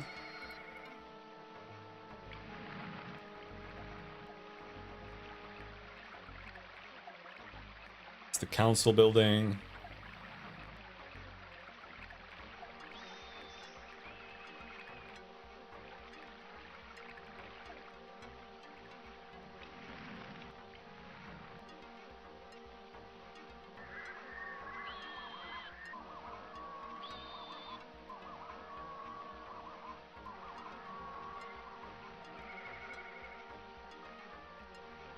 Door is locked.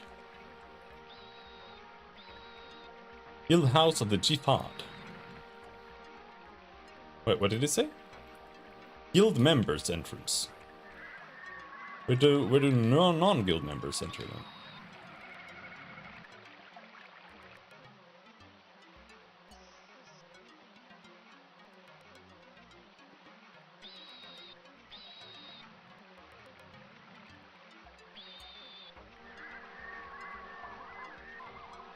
There, on the side.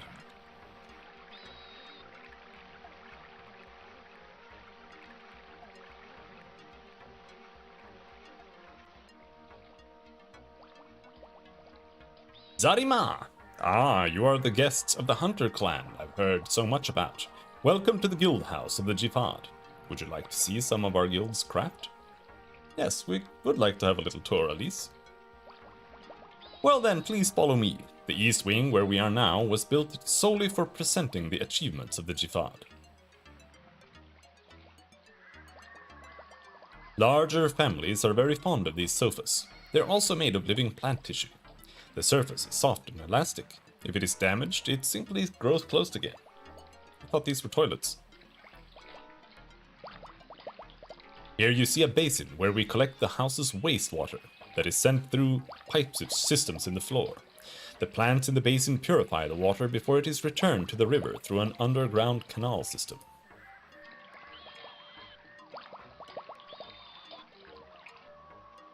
This is a toilet made from a giant plant. The plant processes the fecal material rapidly and almost without odor.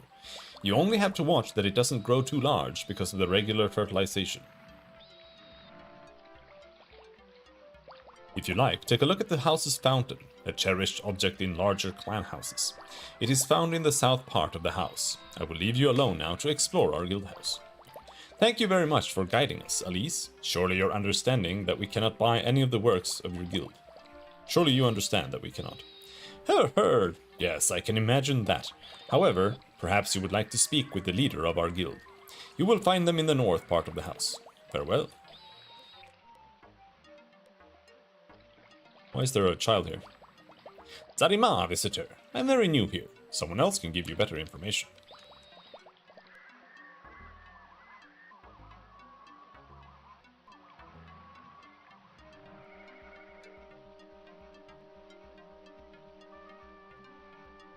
Zarima, you like to talk to me? What's your profession? I am Sri Jifad. Fountains are my favorite subject. What do you know about fountain? The present form of the house fountains comes from me. You see, I grow a plant with very thick roots that grow deep into the earth. Then we provide powerful suction chambers that force the water upward. Actually keeping the fountain's water neutral in taste is the most difficult thing. The plant juices may not get into the water, unfortunately, because of the long roots. It takes a long time to create such a fountain, making them very expensive, but they really are simple devices, as you can see. Simple, he says. Unbelievable. Okay.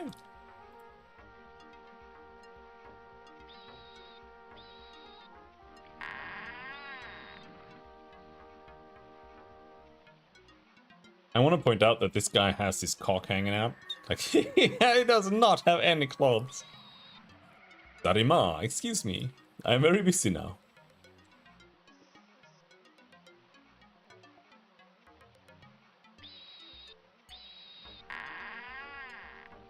Stealing?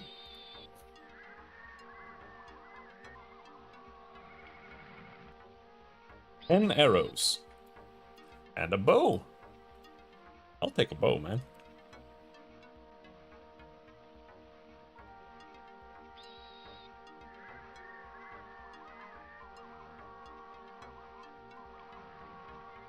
Open the lock. No.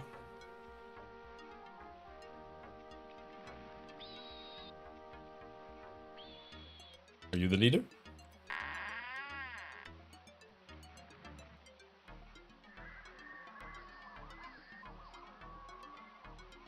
Zarima, guests of the guild house. I hope you like our art and tell your distant homeland about it.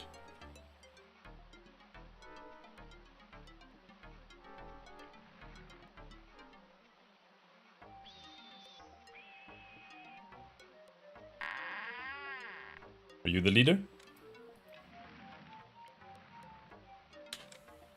Zarima, and welcome to my guild, visitors. I've heard of your presence in the city.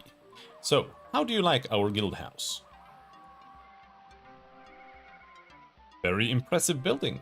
We are fascinated by your guild's art. Your answer honors your sense of form.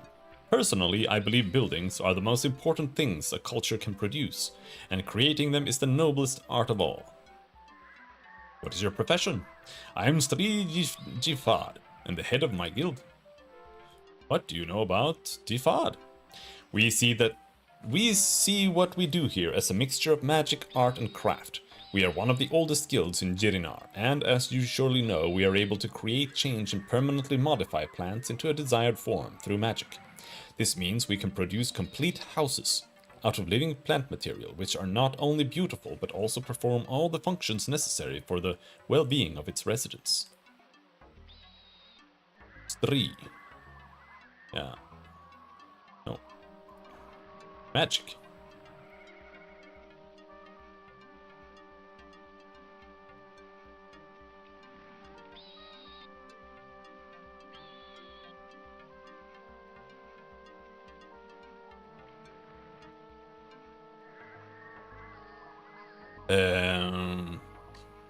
Alright. That's all he wanted to tell us.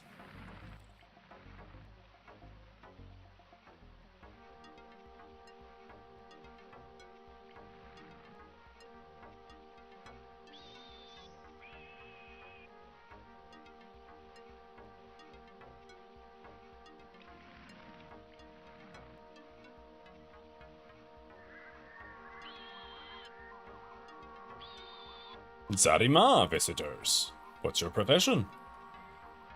I'm Stri Jifad, and am mainly responsible for instructing the Dra. What's a Dra? This word means beginner, learner, and it is used as a title. What about instructing? I teach the principles of our art to our guild's new recruits.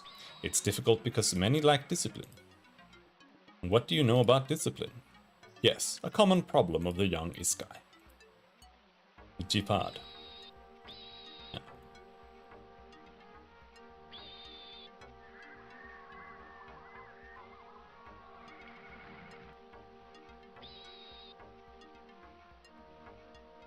Tom's attempt to start a conversation came to nothing, as this conversation partner is concentrating deeply and mumbles incomprehensible words. I think we're good here.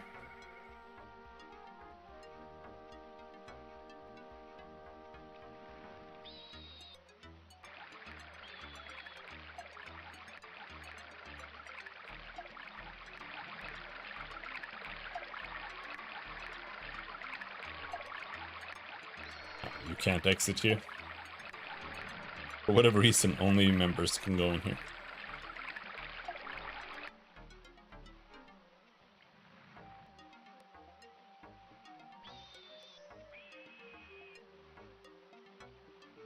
No!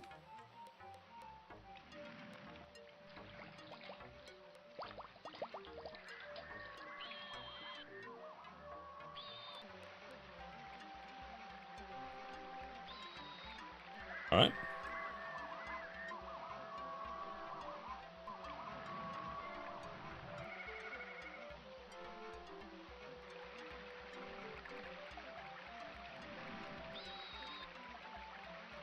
Zarima! So you are the humans I've been hearing about. I'm a trader. Right now I'm on business. Humans. I find that humans are interesting beings. They look like small, strong trees, and with every step they set their roots into the ground. I've heard that they are very strong and can live to be incredibly old.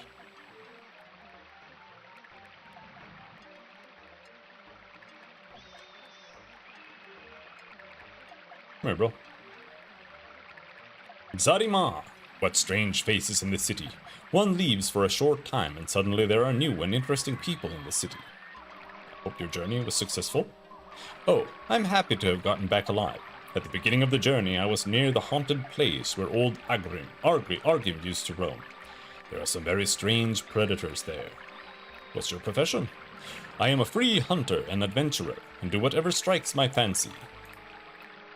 Predators. Yes, most of them are very aggressive. The worst was a creature with a mouth in the floor, and a couple of glowing, grasping arms. It was insatiable, I tell you. Fortunately, I discovered a fruit which paralyzed it. Fruit. They're inedible, but in an encounter with these mouths, they're very useful. I'd be glad to let you have some for a reasonable price. Sure. For 40 pieces? That's insane. Bargain.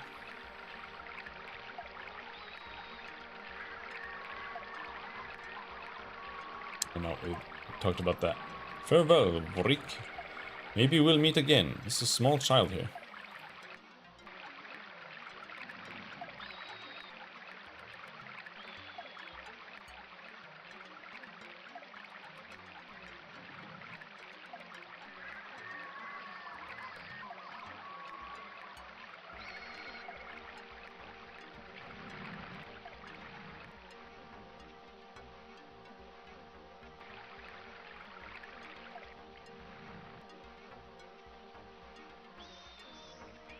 House of good food.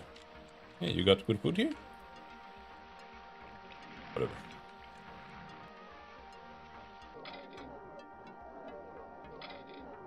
Did that guy actually show from outside as he went inside?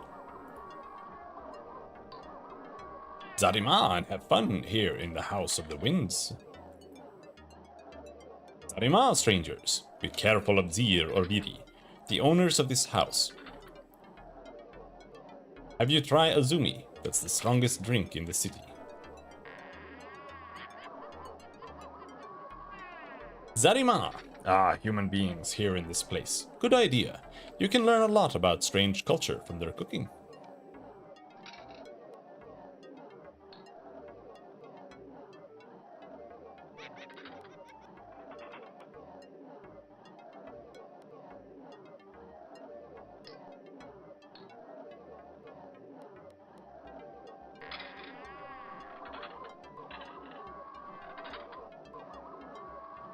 Not sure I want mushrooms all over my bathroom floor. Zarima! Welcome to the House of the Winds. What can I do for you? What's your profession? This public house belongs to me and my husband. I'm not really looking for any of that. I just wanted to see if I could talk to some random NPCs.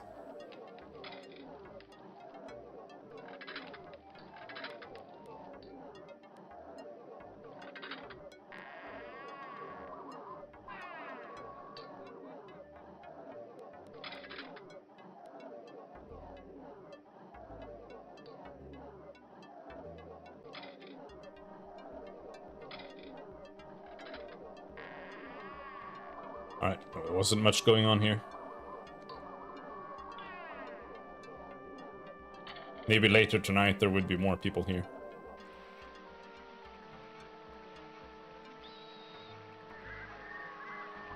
Hello, goddess.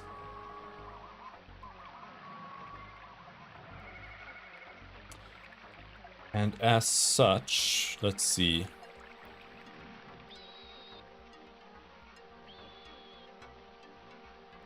Next is out here, I think. Well, I'm gonna save here because I don't know if I'm gonna die.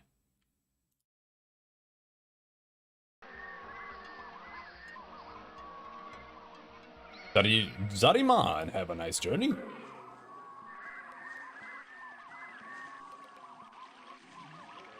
He said southwest.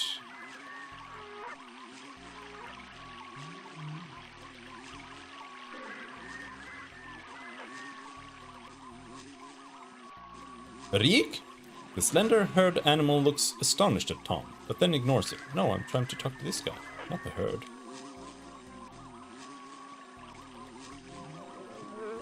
Zarima! What strange visitors.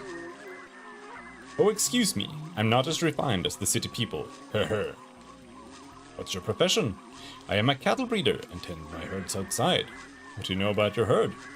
The animals are called mimins. They are friendly for the most part, and their meat is outstanding. I take care of them and they take care of me. This has been our family's profession for a long time. You see, not everyone can and wants to buy the hunter's expensive meat, and we offer the best quality for less money. I like my herds and my profession. I'm not a city person and I enjoy life out here. Very well. I guess there's no map out here.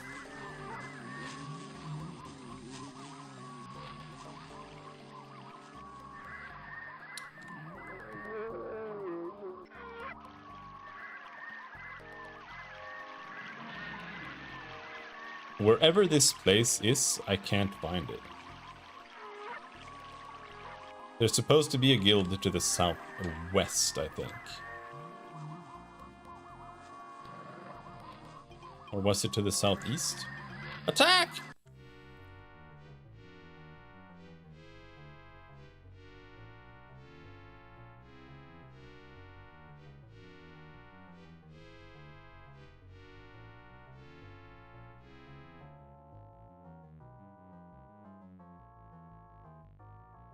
Oh.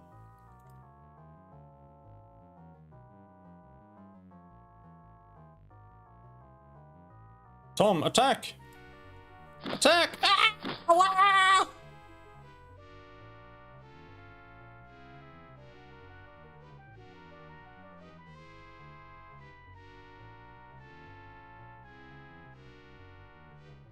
Kill! He missed. He missed it. Ah!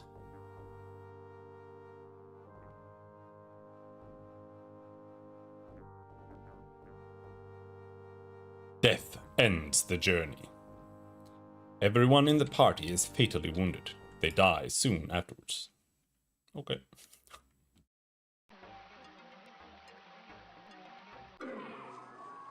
Let's try again. What if we follow the road? What the hell is that? Ah, attack! No, no!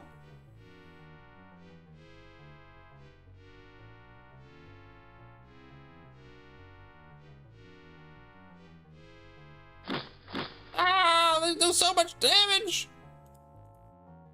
Why am I not attacking back? Oh! Ah! Ah!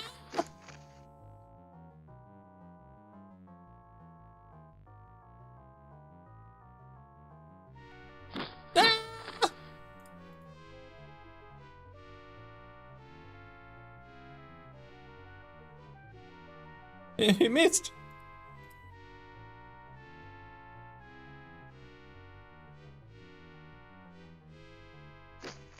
Oh, fuck him up. Oh, fuck him up.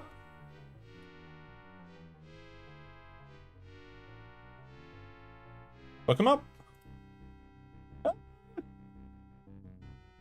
Oh! All right. Let's not go there. Let's go back to the house. I don't really understand where to go right now, but let's go back to the house.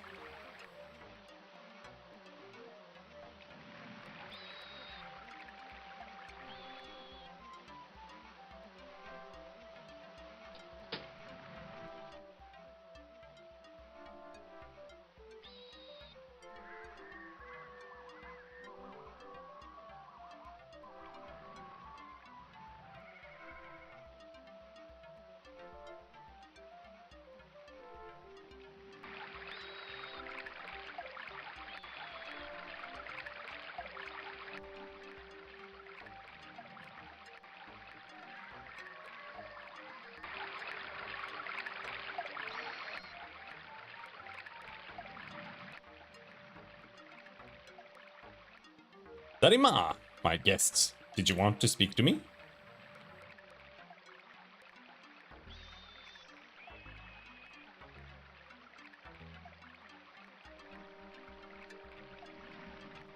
All right.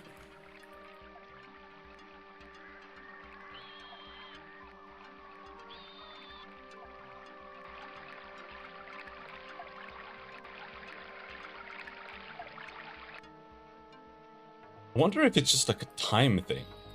It could be a time thing.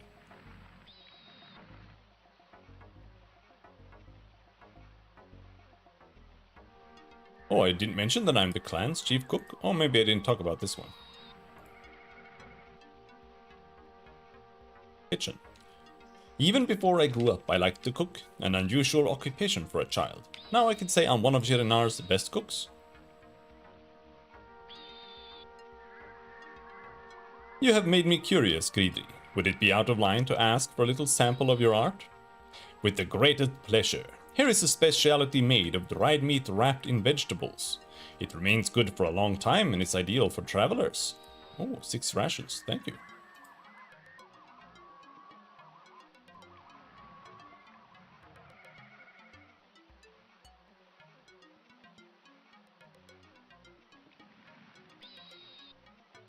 We could go down and continue exploring here.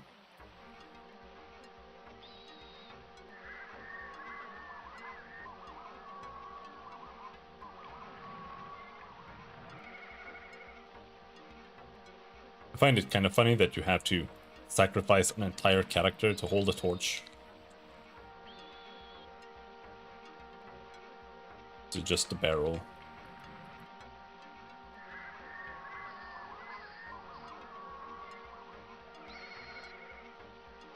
Just a barrel, barrel, barrel.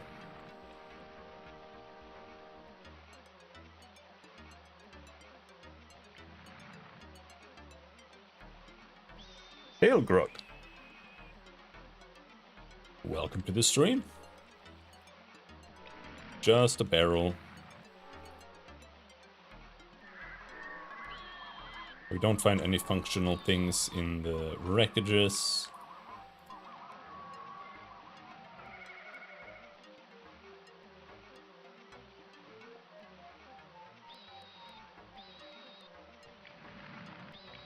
Mostly as expected, I guess. Except for here. Tom seems something that catches his attention. Tom finds a chronometer in the metal pieces. Tom says, "Unbelievable! This clock still works!" Hell yeah, clock. Does it go just in inventory?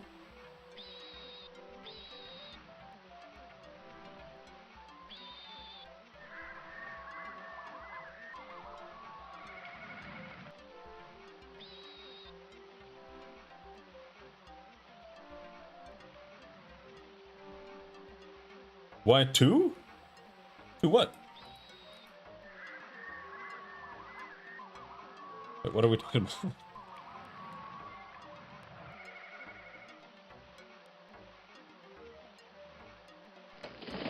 Suddenly, several things start happening at once. The ceiling collapses behind the group. The walls in front of them move and are torn down by sharp claws. Predatory creatures come out of the newly created opening and attack. Collapse! And what kind of animals are these? They look aggressive. Pay attention, Driscoll. Oh, fuck! We can't defeat this.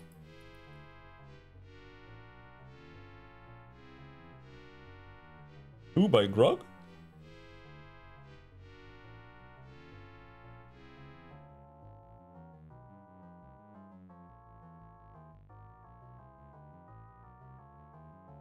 I don't know. I don't see 2.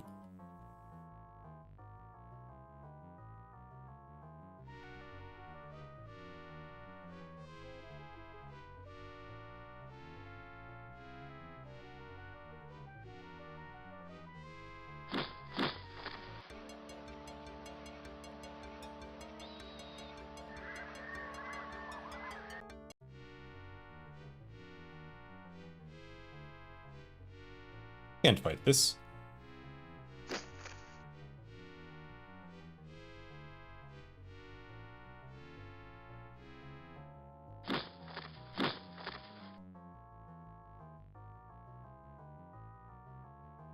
He doesn't even have a weapon.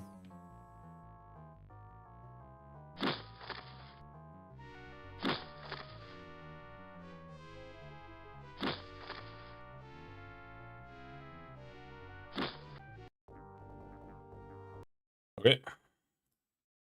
Whew.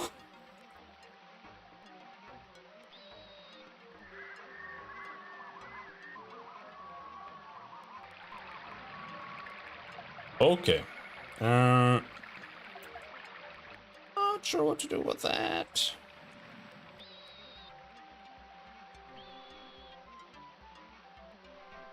These monsters are insane. Are they supposed to be this hard?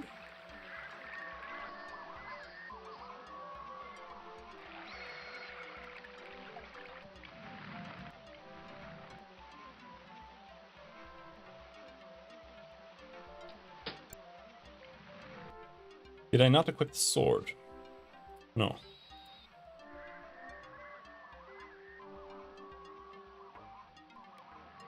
The axe is 5. The sword is 8.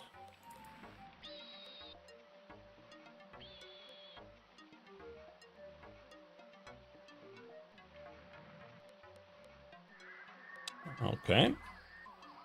See if we can find the cook again for free food.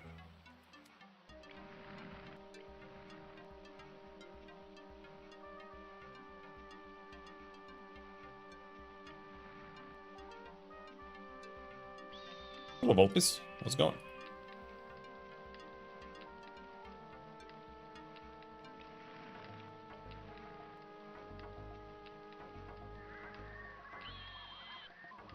Thank you. 6 rations. It's been nice talking to you. Farewell.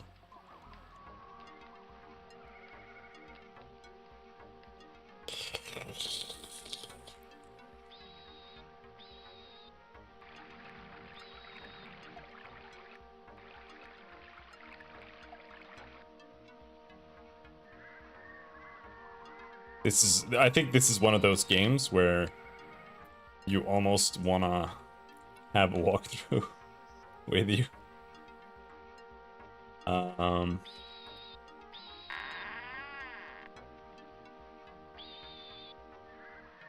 My former patients.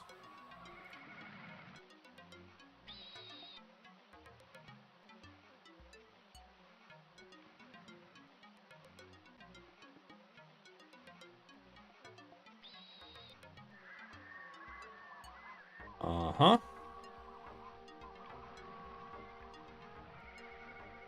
Steam drink. We need to have him there with that. Combat positions. There seems to be no reason for our current positions. But let's do that. I'm alright.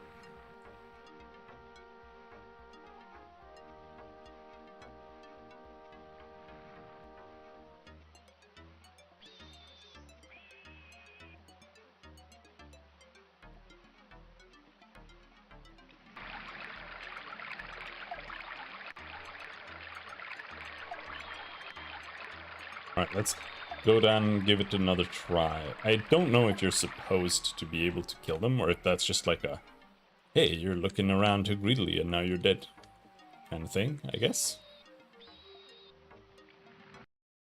Bit weird, but...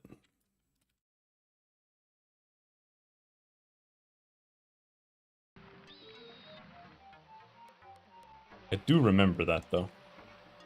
But it's also interesting because... Oh, you can talk to each other. Because you need to have a torch equipped, right? Be down here. Otherwise you can't see anything. So, the fact that I need to have a torch equipped, what does that mean? It means like... Yes, Driscoll, what is it? Can you tell me a little bit about your past, Hofstedt?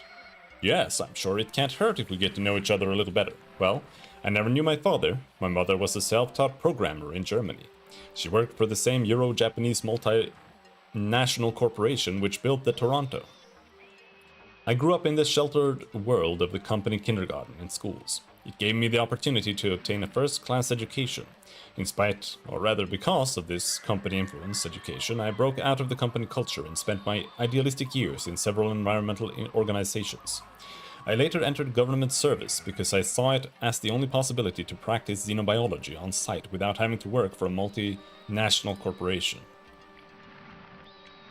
Can you please summarize your knowledge of Iskai biology?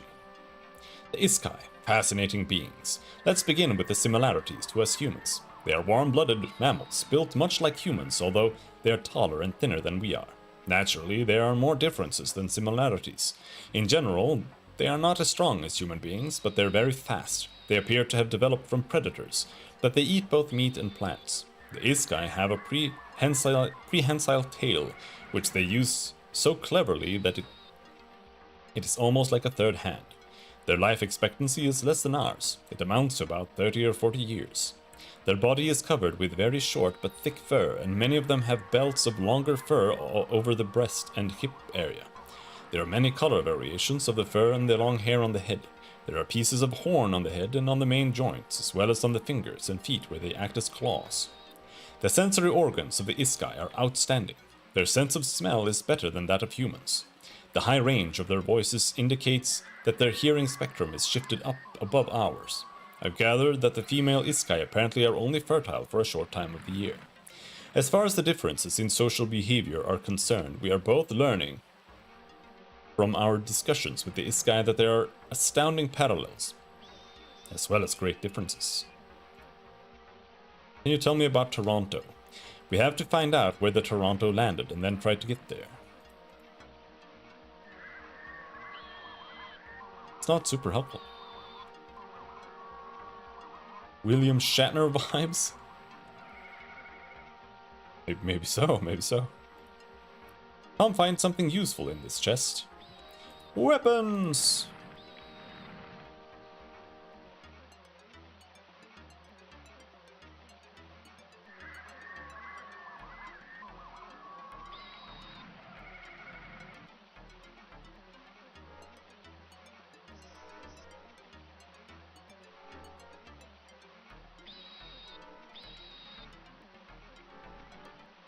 Throwing dagger.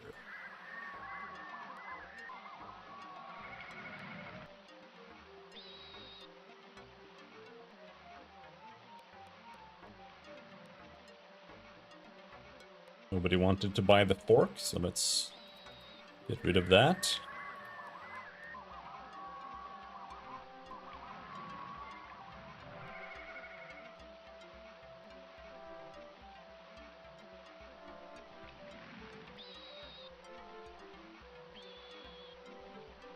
It already looted that one.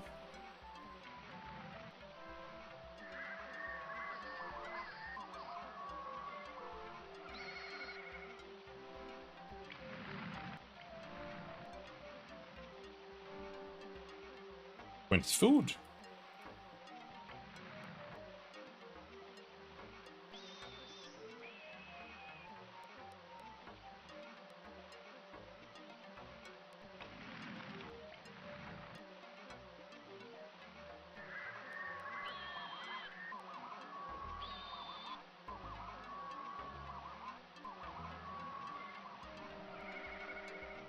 The clock still works.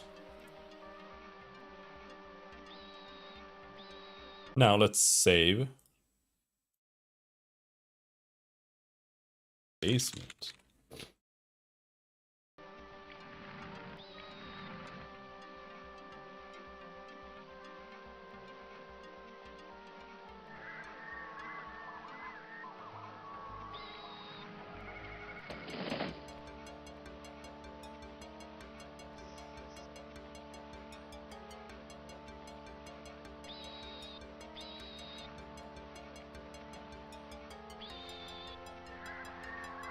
What does he have?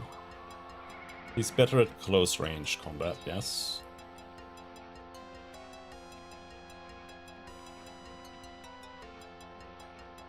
There's really nothing else to equip, so.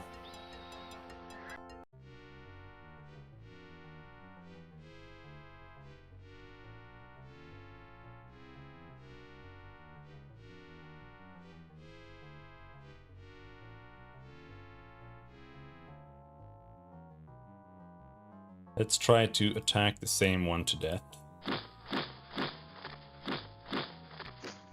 See, the issue is they one-shot you. Like, one of them almost one-shot you. And there are 3 of them, and I can't kill them in one turn. So this is just like... I don't think I'm supposed to be doing this.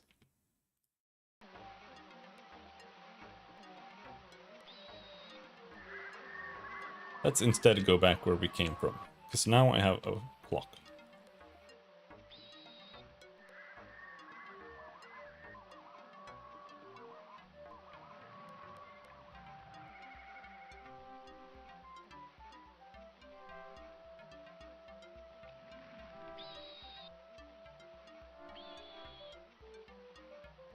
But we're not supposed to be here.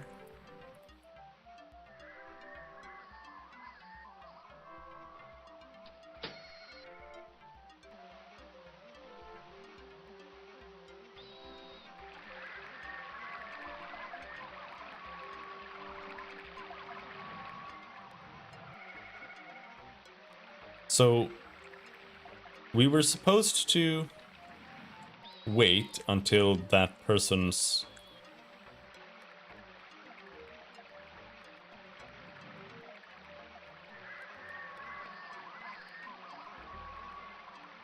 coming of age ceremony. That was about it.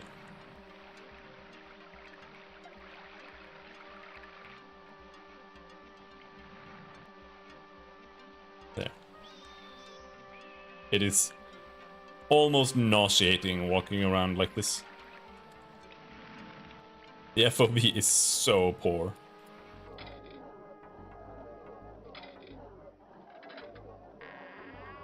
I don't think that there are any more people here yet. Oh. The same people.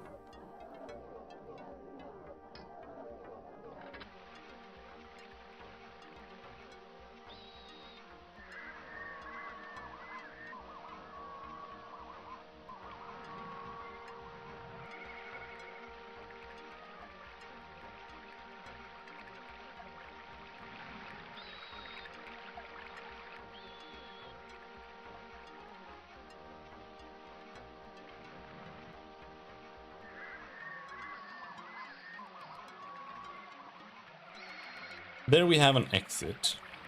It did say that their guild house was to the southwest of the city. Guild house, no, okay. So it's not outside of the city, it's in here. Oh, it's time. We should go to the festival of the festival Sabina invited us to. Oh, okay. So it was just a few days. It was like I said, just in-game time, I guess. Tom and Reiner entered the council building right on time. In the meeting room, Tom and Reiner find a small group of Iskai. The Sabina greets them. Zarima, Tom and Reiner. Welcome to our meeting. May I introduce you to Akir.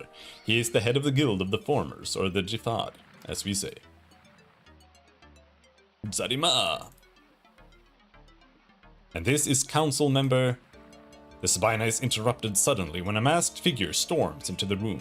Shocked, Tom and Reiner recognize that it is a human being.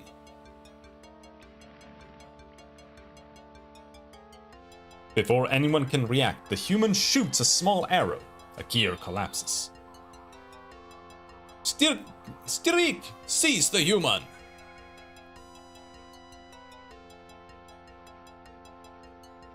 Akir is dead. May he live with the goddess. The murderer has fled through a window. Sabina, we will search the city. We must act swiftly. Send for Drir, the Stirik for human affairs. The who? You have someone for human affairs? How? Honored council members, Breed, my nephew, please go now. I am sorry that the ceremony has had such a tragic outcome. Tom and Reiner, I must speak with you.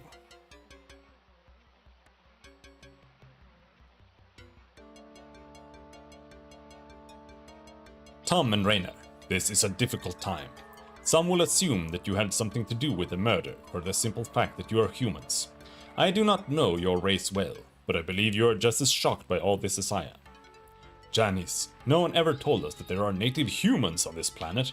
We're just trying to get over the shock. You didn't know that? But I thought... You must have misunderstood our first conversation.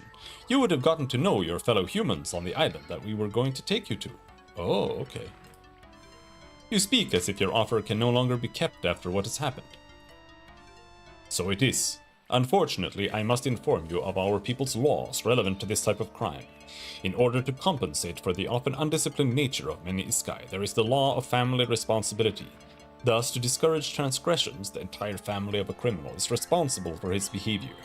If the Sirik cannot immediately capture the evildoer, the family is obliged to find the rebellious member or resolve the crime. Of course, in this case, they are supported and monitored by at least one Sirik. Since you are the only humans in Jirinat, you take the place of the family. You are now obligated to solve this murder and find the guilty parties. Only then can I permit you to continue your journey. But we are still strangers on this world. How can we possibly find those guilty of this crime? I have already had a capable Sirik sent for. He will help you with your task. Looks as if we have no other choice, right? Unfortunately, no.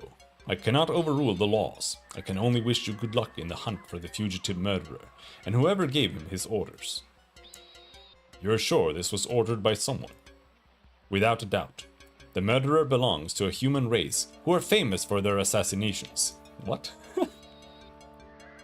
These people seldom kill for their own interests. You should talk with Brill. I've heard he's in the palace again. Surely he is on his way here. Ah, here comes Drir, the Sirik who has accompanied you. Darima, Sebaina Janis. Zarima, Drir. Have you been informed of Akir's murder? Yes, what a shock. Indeed, Drir. I am sure you've heard of Tom and Reiner. Our visitors. They are strangers here and they need your help to solve this crime. I will stand beside them with everything I have, Sabina. Tom and Reiner, I am sorry we have to meet under such circumstances. Zarima, Drir. We are a little overcome by what has happened. I believe what you're saying. We should probably talk with Sebai Gisfril first. He can certainly tell us something about the murderer's human tribe. Let us go to his room. I'm sure he knows all about this. Drir joins up with Tom and Reiner. Together they go to the workroom of the scholar Frill, who has just returned from a long trip. Drir says Frill is the oldest Iskai of Nakiridani and has a great deal of wisdom.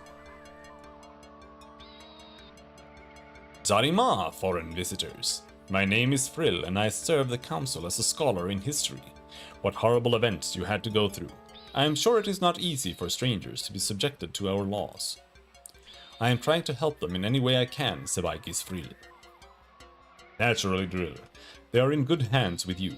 I know you are pressed for time, but just to satisfy my curiosity, I would like you to tell me the story of how you arrived on Nakiridani.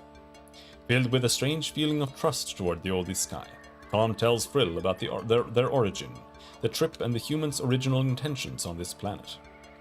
Very astonishing. It's ironic that you knew nothing about the presence of other humans here until you saw this frightful murder. Now, can I possibly provide you with any information?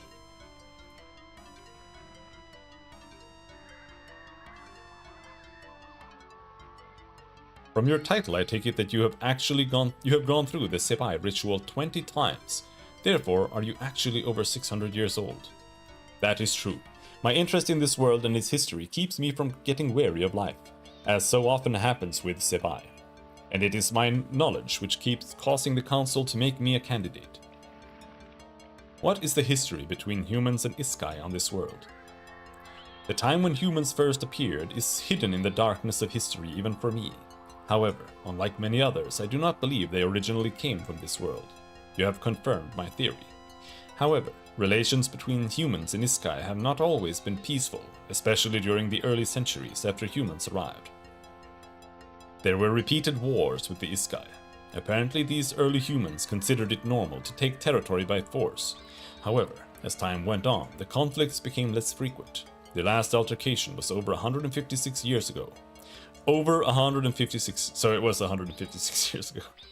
However, our race is inclined to forget quickly, while humans, I believe, have changed their ways somewhat over the centuries. They have developed cultures that differ more than is normal for the Iskai. As far as I know, Iskai and humans live fairly peacefully together now. Do you have any idea who could have ordered Akir's murder? A difficult question. A similar event happened more than 240 years ago. It involved a powerful Iskai merchant who became very involved with human affairs. Akir had no relations with human beings, therefore only an Iskai could have given the orders. But why anyone could have a reason for such horrible behavior is a complete riddle to me. What's your profession? As a historian, I have been advisor to the council and the Savina for a very long time. What do you know about the council? Yeah, whatever. Very well. Hopefully, the Styrik of the City Watch will spot the murderer soon. Perhaps we should also search the city streets. What about you, Big Iskai Dagger? And you have an Iskai Dagger in your inventory. Luckily for you, I have an Iskai Shield, Iskai Helmet, an Iskai Stiletto,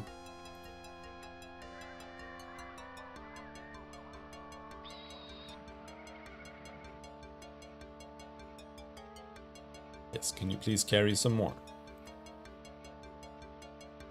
Another Iskai Stiletto. Let's see, a dagger has 3 damage. A stiletto has 4 damage. Dagger has 2 damage. A knife has 1 damage.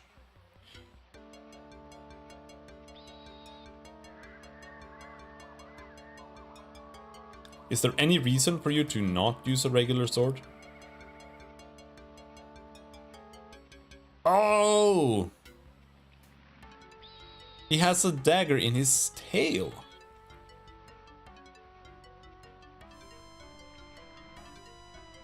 Okay.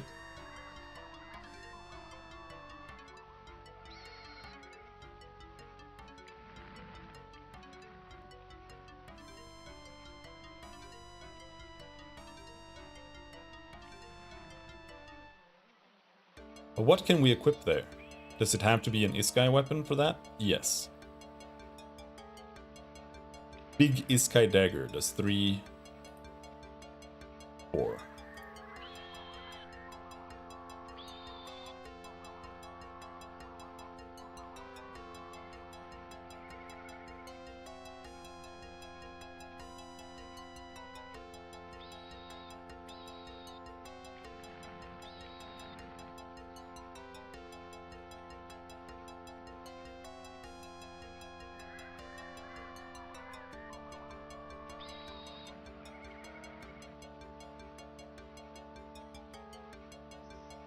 And somehow this guy knows Terran, but this guy was the head of human relations or something. I can just equip an axe then.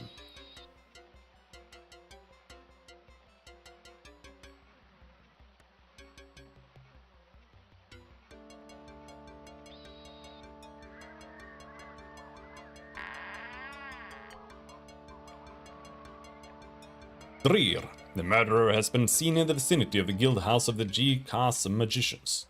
A trail. Let's immediately go to the Jikas.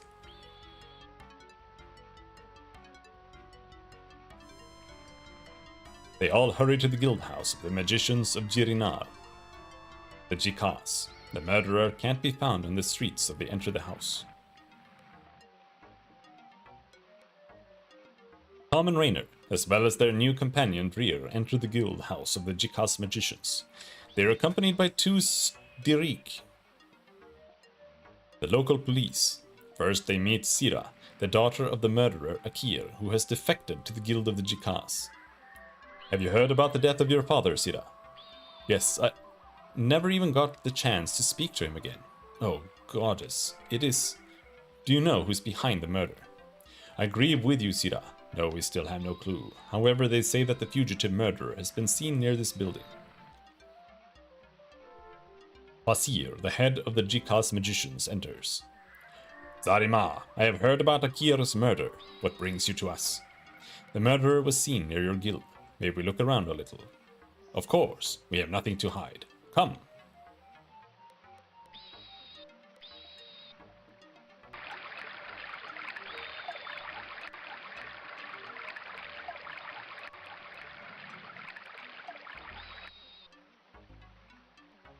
Suddenly, an Iskai and a human emerge in the corridor.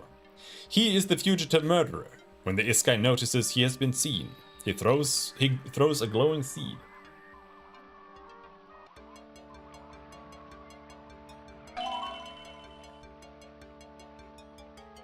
All need some time before they can see anything after the blinding light. I believe that the murderer has disappeared to the south. After him, Styrik. Take his accomplice.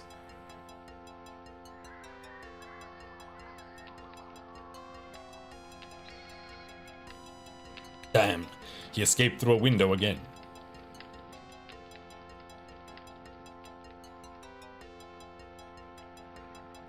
Rear turns to the Iskai who produced the blinding light. Well, who are you, and why have you helped the murderer escape? Asir, the chief of the G-Cause, intrudes. His name is Kreese. He was a member of our guild.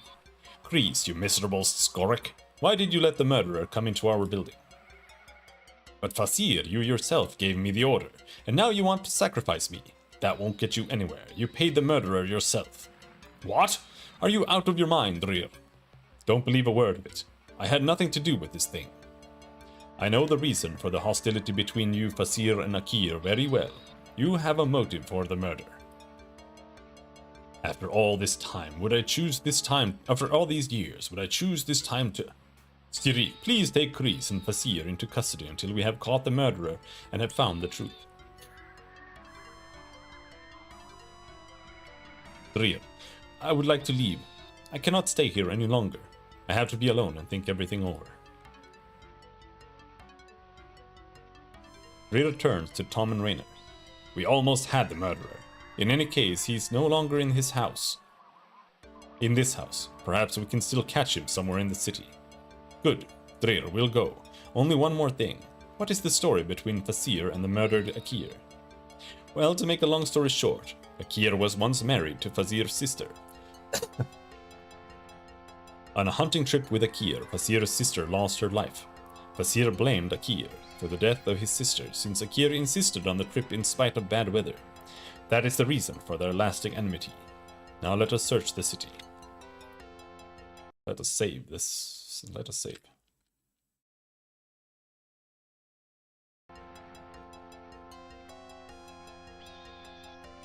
Everyone is getting tired. No, we don't have time for that shit.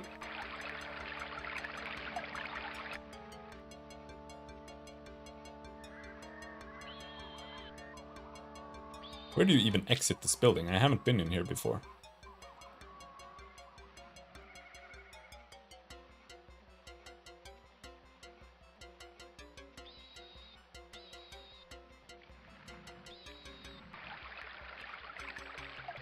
North somewhere.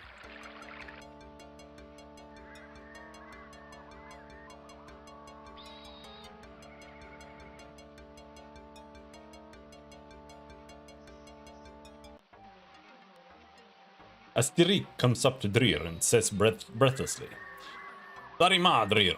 A cattle breeder just came into the city who says he saw the Henget Camulus murderer go into the ruins of the old former center. The old former building, or the old Argim, as some say, lies to the northeast of the city, I believe. I have never been there. Let us go there immediately. Perhaps we can catch the guy there.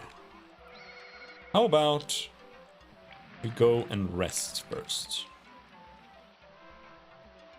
Perhaps, or maybe not. Maybe we just... Fuck.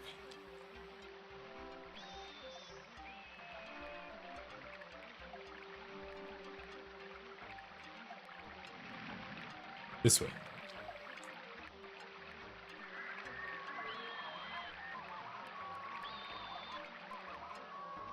Yes, we need to find an exit on this side of the city.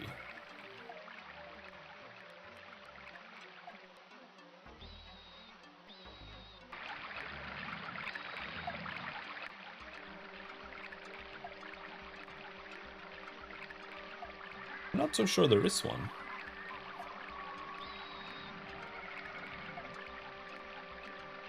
Actually.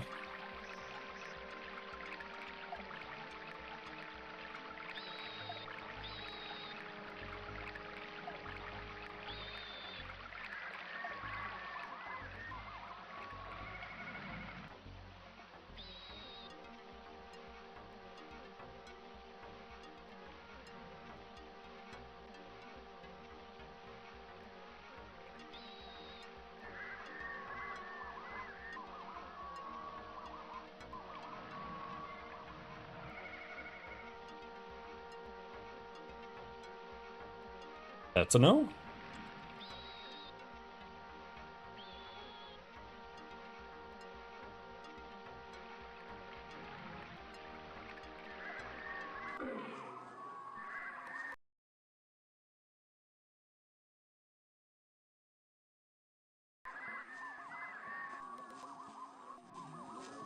The northeast. How am I supposed to get to the northeast?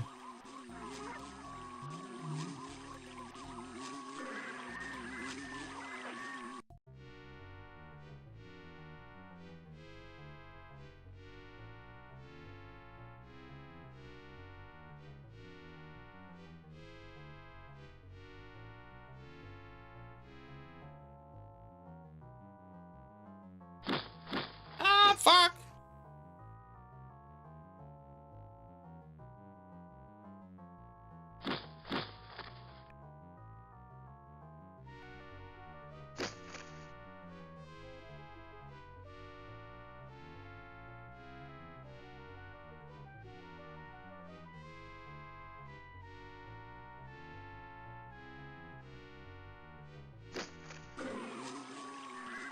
$26 XP. Tom has reached level 4. Life points 16. What does that mean? Okay, so you get like 1 point of life. That's about it.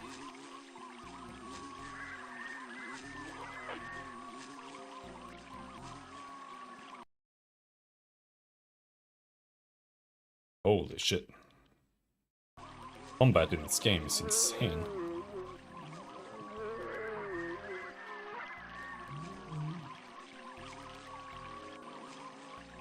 Especially as we're all tired, apparently. Okay, no, this can't be the right way. Path has to be, like, around the left side of the city. Which makes sense, because the herder guy was on the left side of the city.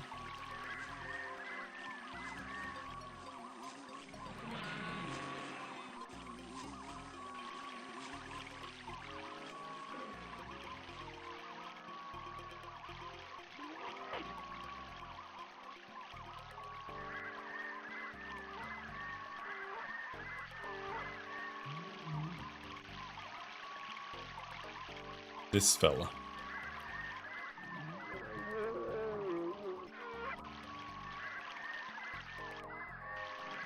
Zarima, what do you want of old Giris? Zarima, can you tell us how to get to the Jihad ruins? Yes, but are you sure you want to deal with old Albion? Strange things are supposed to happen there. We have a reason for going there. Can you help us? Well, good. Keep going north until you run into a lake. Go around the east side of the lake until you run into an abandoned road. Follow it up. Follow it up till you see a dead end branching off to the west. If you go a little further in this direction, you should see the old bridge. If it hasn't fallen into the river by now, be careful there.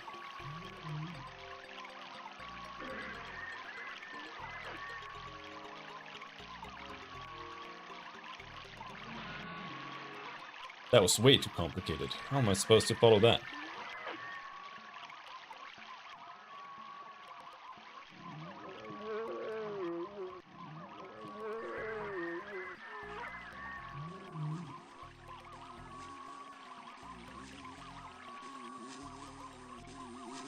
This is the lake.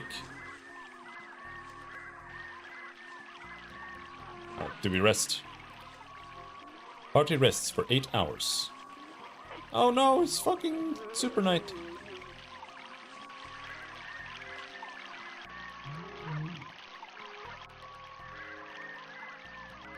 What am I supposed to do with that?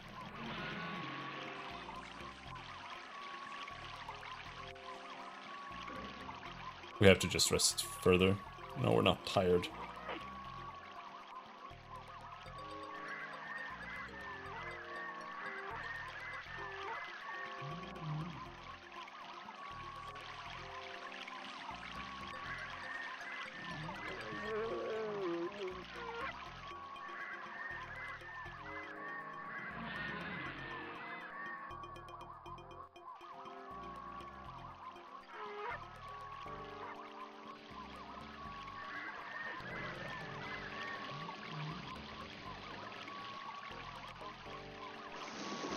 A plank of the rotten bridge collapses under Drir and injures him. The others go around the bridge. Yeah. And that was the bridge we were going for. Can't see anything! Attack! Oh shit, the fuck is that? Help! That looks super dangerous! A Krondir.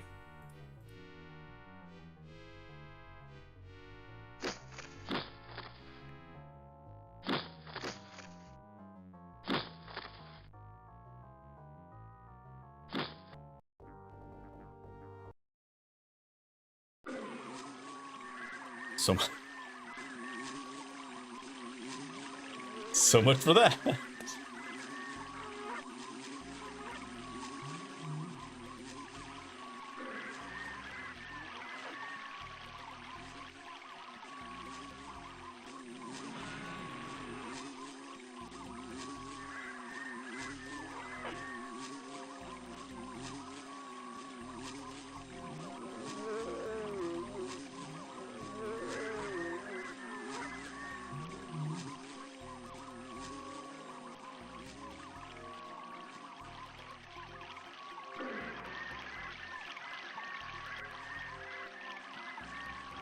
There might also be the possibility of going and buying more gear.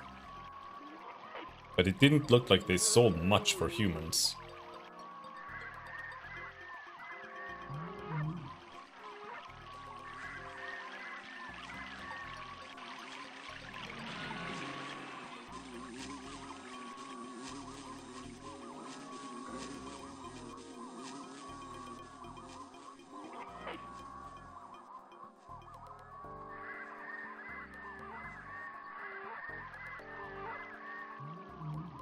This is a dead end? Yeah, there's the bridge.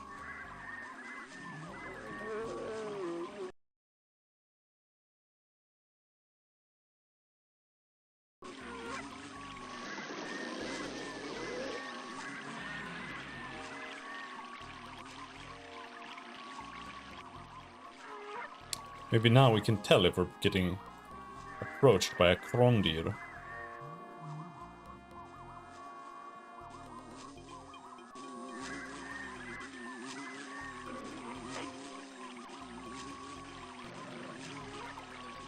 There he is. Run away, bro! That guy will fuck me.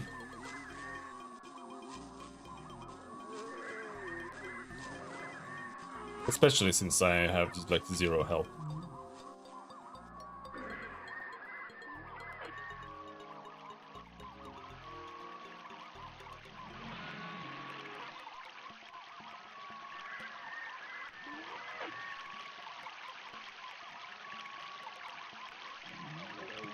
Water plants.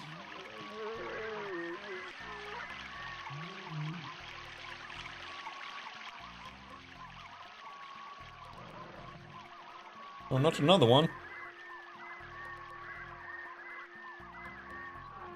A whirlpool.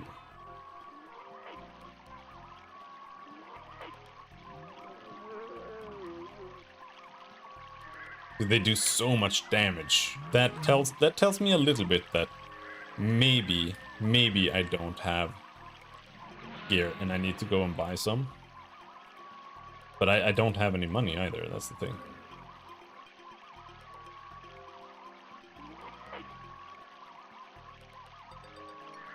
The overalls have 1 protection. That's not very good. Clock has been activated. Ooh.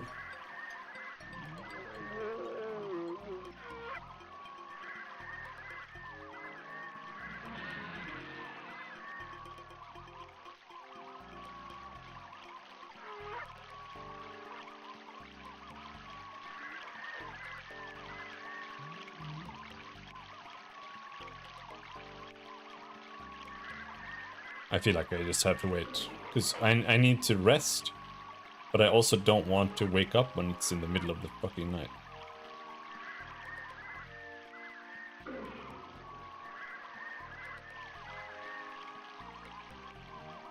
And now it's 8 o'clock. If I go to bed at 8 o'clock,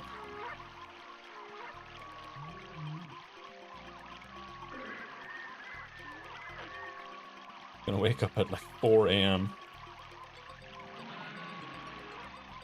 Oh no, we wake up at 8.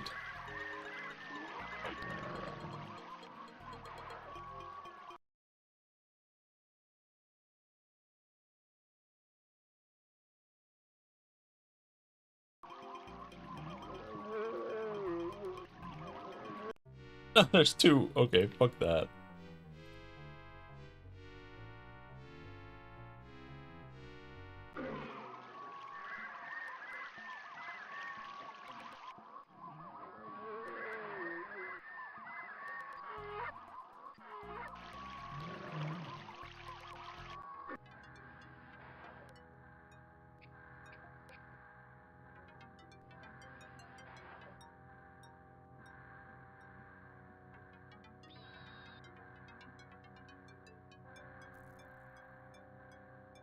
Alright.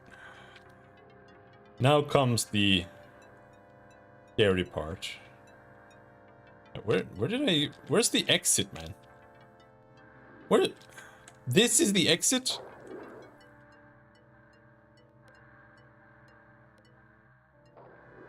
Alright, well, we're gonna go to the left.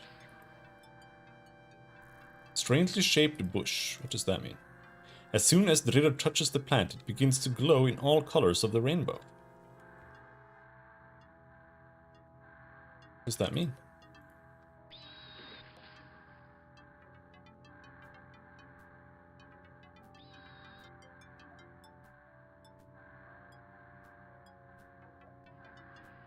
Strange-looking flying animals hover in the air. As soon as they see their visitors, they come closer.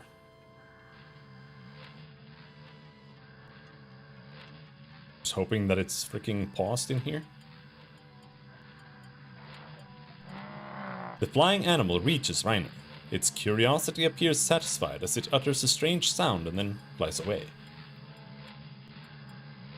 These harmless animals are vegetarian. They generate a luminous gas which allows them to fly like that.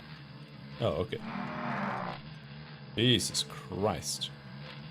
This looks cool, but also shit. I agree.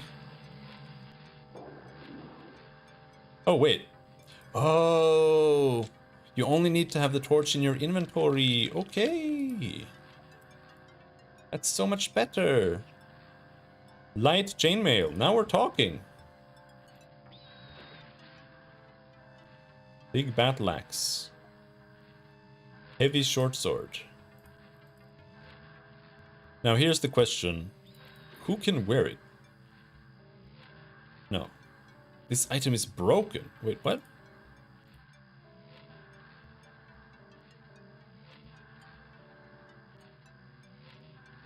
It's broken? A heavy short sword.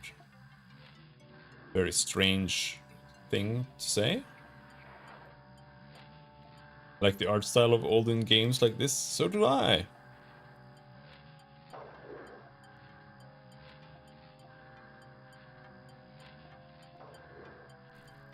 The big battle axe has 13 damage. Then we put the sword on this guy.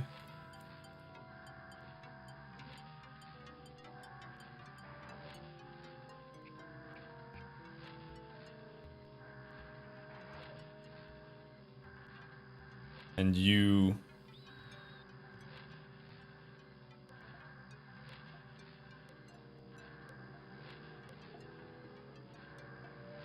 get to use the heavy short sword. Okay, that gives us a little bit more damage. Very sad about Tommy's carrying too much. Okay, I'm very sad about that.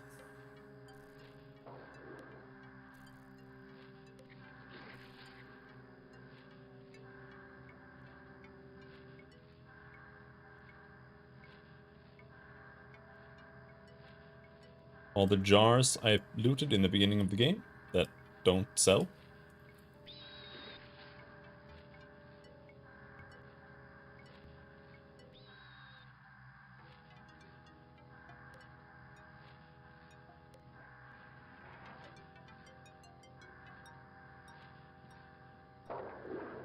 Actually, who has more strength? Reiner is stronger.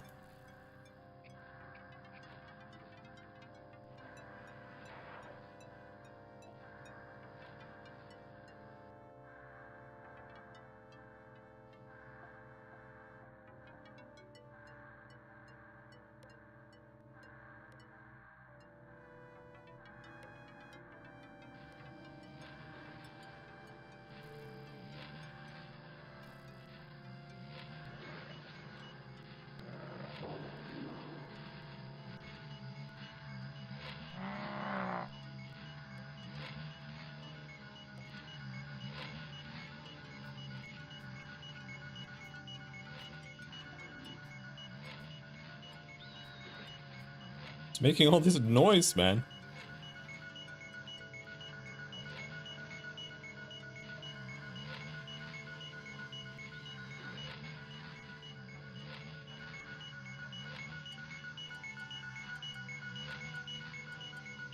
Heck!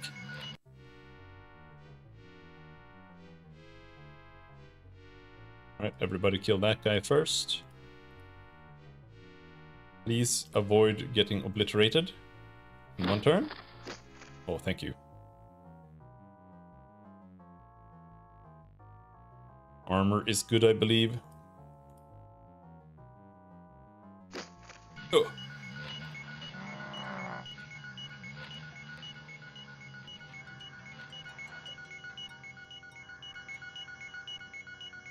Why does it sound like a fucking computer?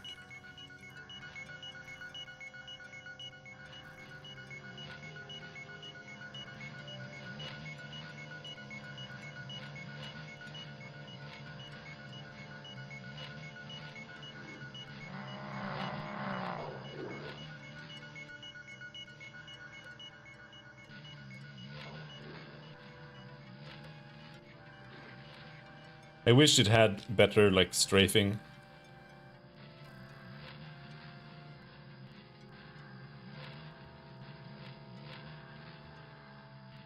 Is moving around with the current FOV is truly, truly nauseating.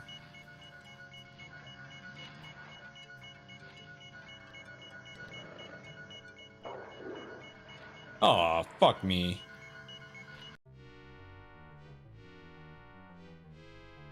I still think I can't kill these guys.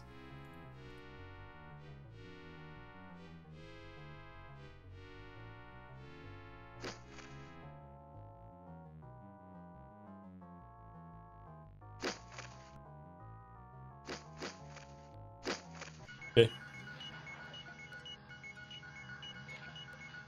Level up. Now we have 20 life. Maybe...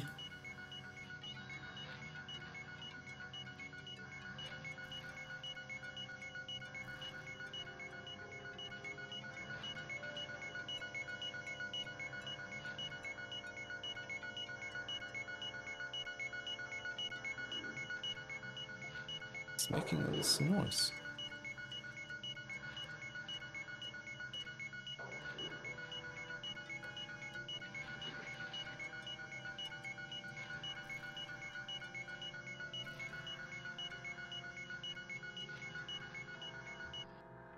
A strange odor hangs in the air. That is the scent of predators. We should be careful. Oof. Game makes a lot of noise.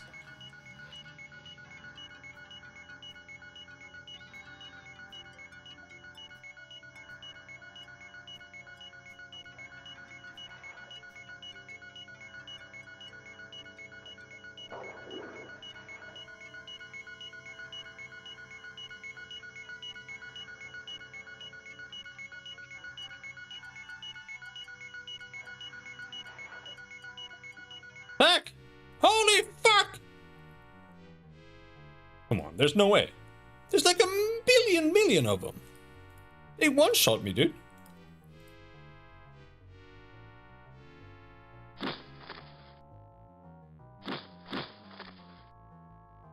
And I couldn't even kill one. So one of them, this guy here, seems to be an adult or something. Fuck me! Are you kidding me?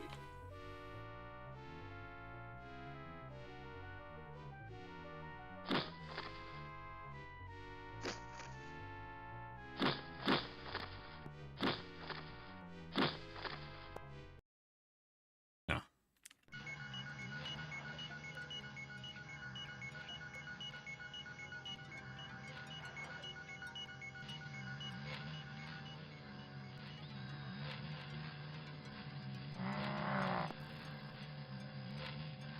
What is this?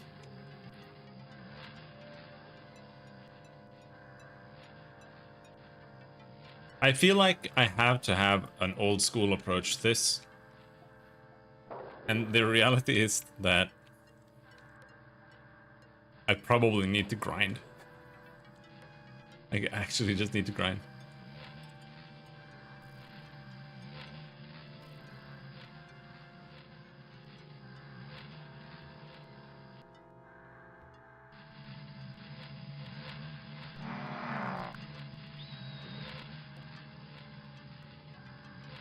Oh, there was some money in there too.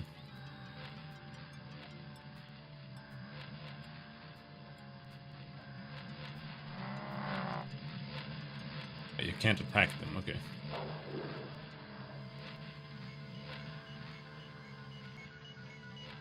There's this fucking beeping too. I guess it's meant to be like upstairs or some shit? Is this? What is that? Oh, that's what you're supposed to throw like an apple or into.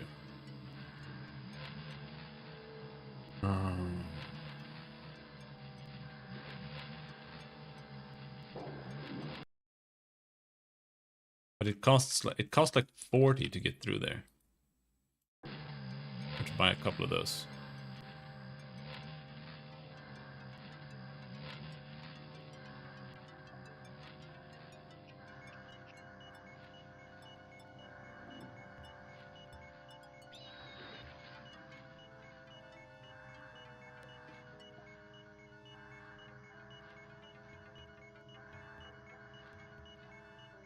I did buy a lockpick.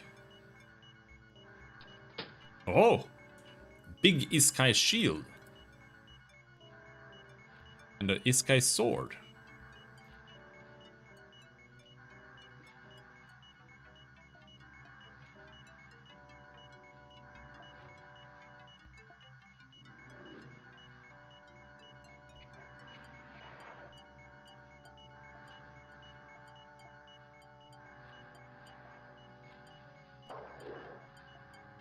What the fuck is this?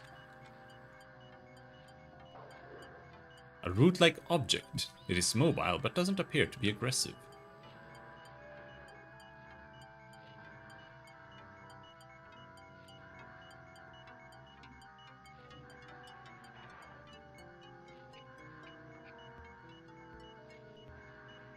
Okay, so you can bring them back to life with stims.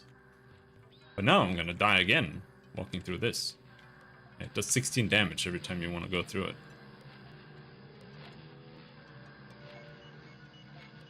Do you think... Can someone else use it on Iskai shield? Warrior only, no.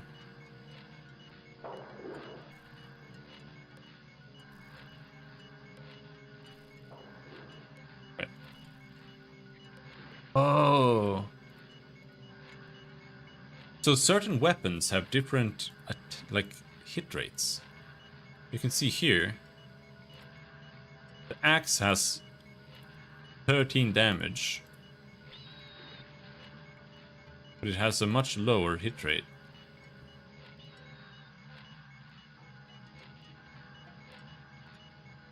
I don't know how much lower, but that is lower. Maybe I use the sword. I don't know.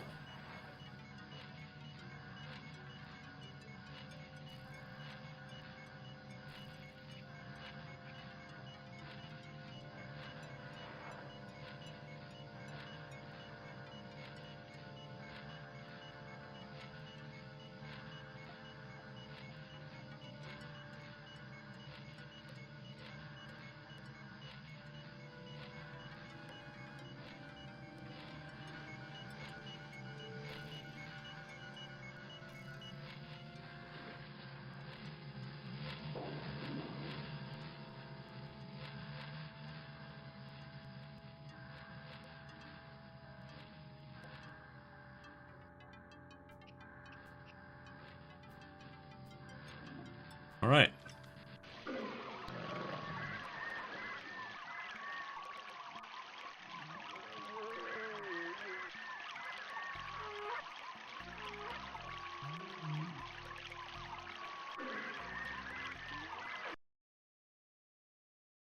So what we need to do is we need to gather money and get some levels so we don't get one-shotted.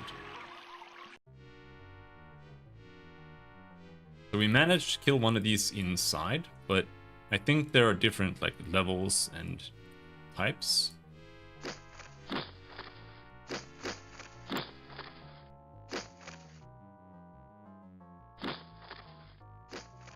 Oh. Healed over.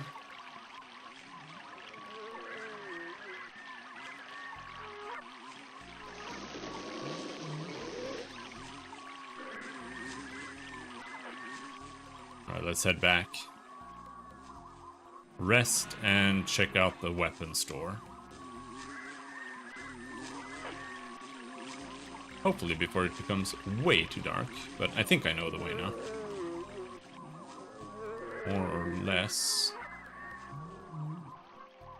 Down here.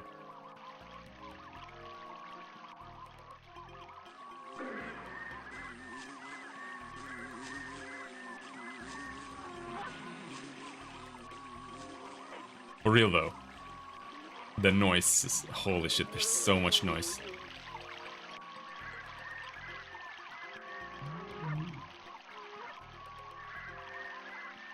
Alright, we're back.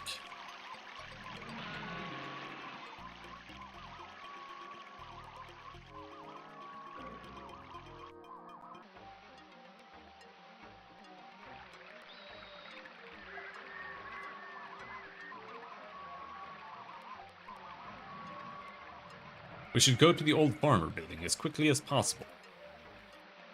No.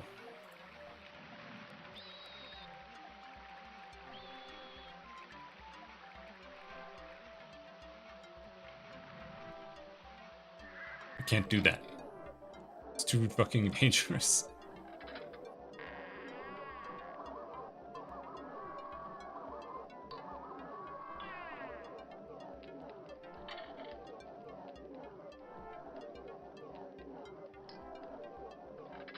$2.4 coins to stay the night. Sure. Full heal. Let's go see what we can get for these horns.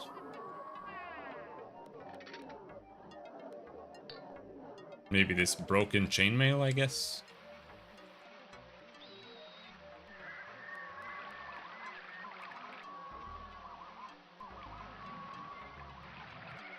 And this guy is gonna keep hammering on about that thing.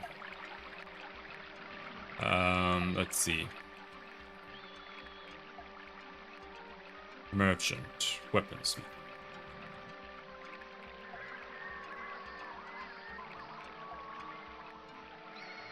The 10th hour? Come on, man.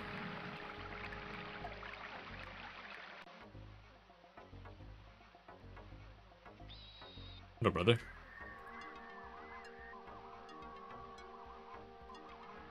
We would like to have something repaired.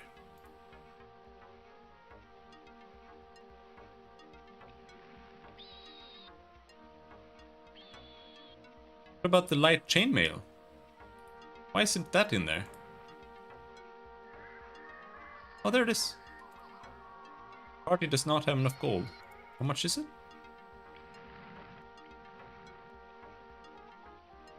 How much is it? Oh well.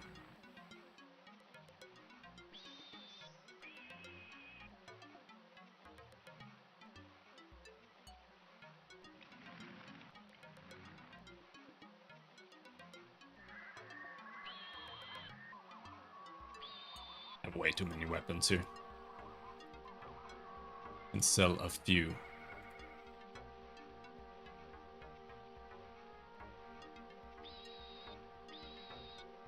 Because all the armor here is only for Iskai. That's the only armor we've found. And I can't equip any of these things here. But The regular merchant might have something, I suppose.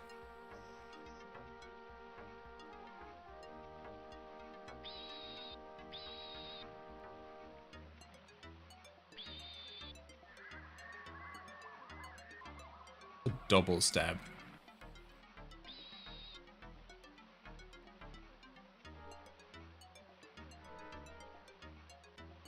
The merchant has no storage room left. Oh, come on!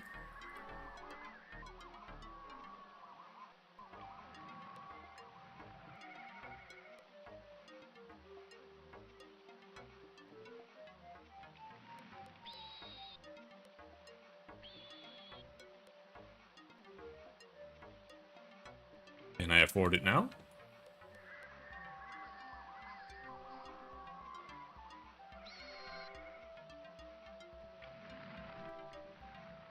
Apparently not. I don't know what it costs.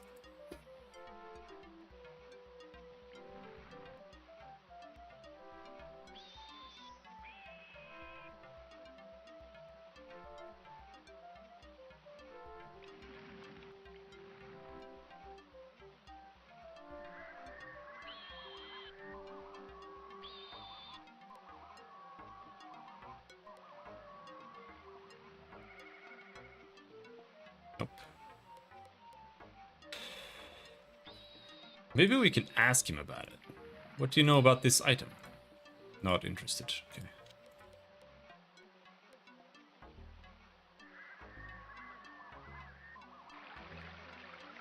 Stupid ass merchant ran out of inventory space. Next merchant is... way down here. Mixed goods, food shop.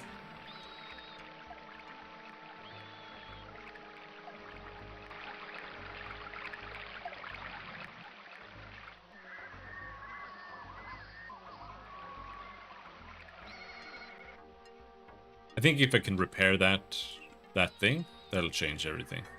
Come here.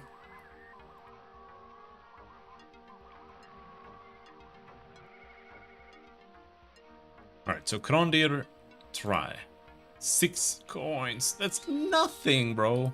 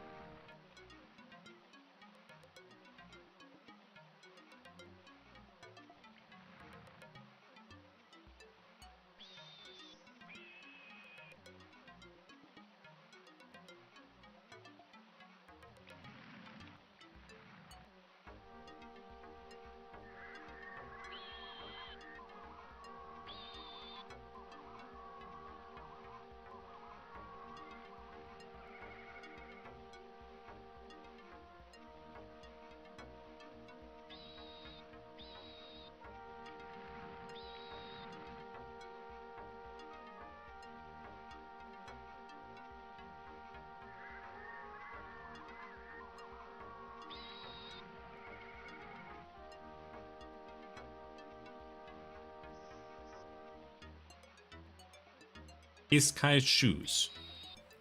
2 protection. They cost 11 gold. Light. Light is a spell scroll. Can be used by pilots. Interesting.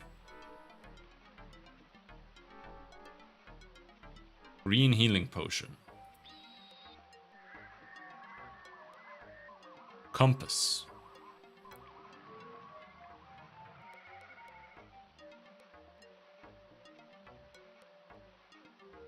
Okay, so I'm gonna go and try repairing again.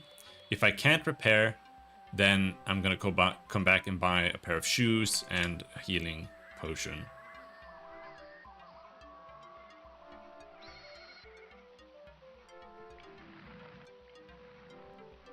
Maybe this light spell.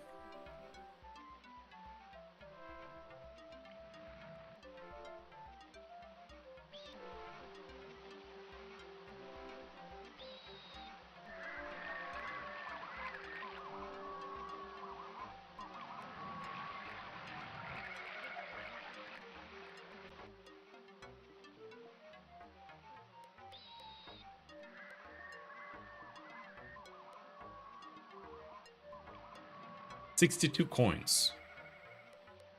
Yes.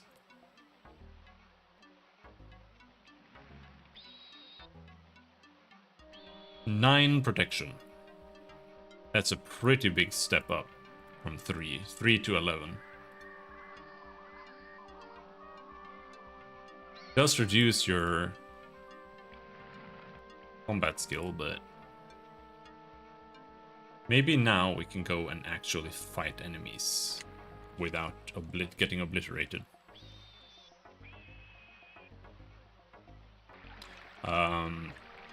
It's on the way, so we can go down. I might be able to afford the shoes and the light spell still.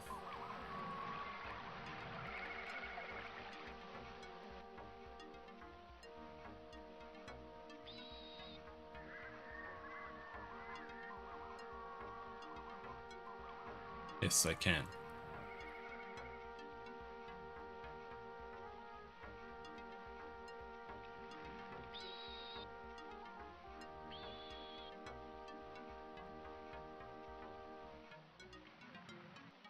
It's fragrant water. Raining, I think.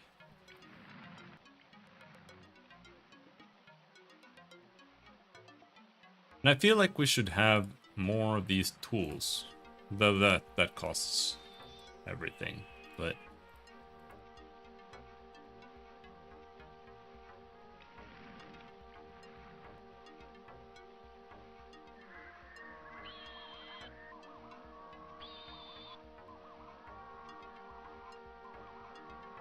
choose.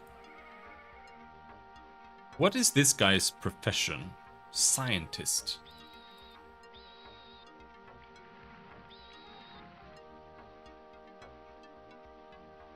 Teach him light? If you can learn it. I don't see how he could. No one knows this spell class. No, he doesn't know it. We don't know magic yet. We haven't gotten to that point in the game.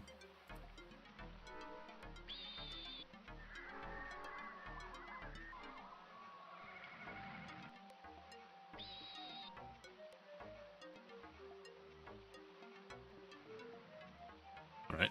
Well, I bought more pickaxes just in case. He has 14. He has 11. He has 2. Which now means that we're gonna do that.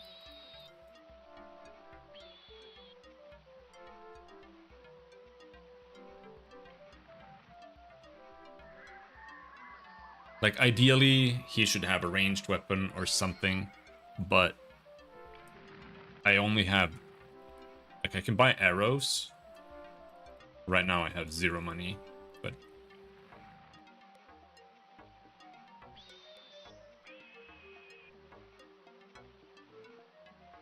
Cannot buy arrows here. Anyway. I'll be right back.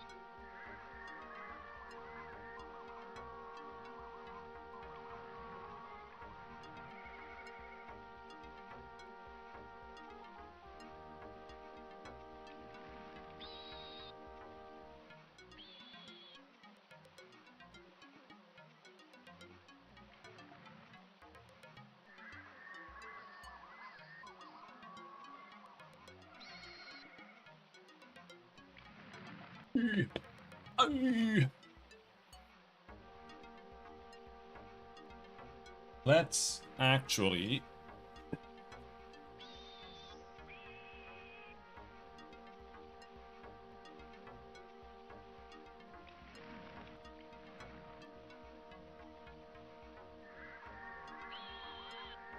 raise the desk for a while.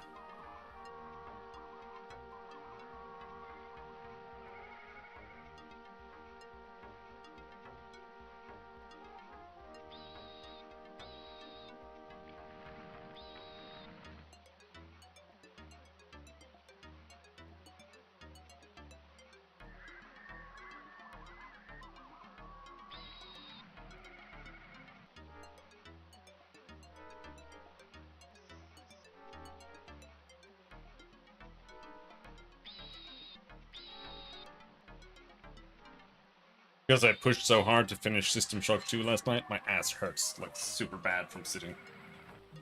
Ugh.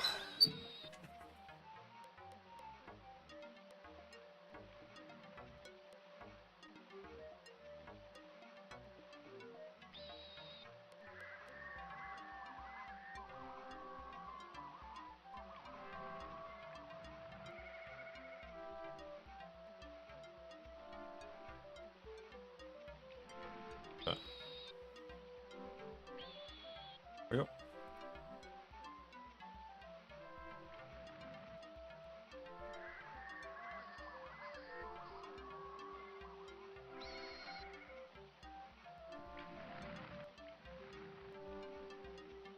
So now what we're gonna do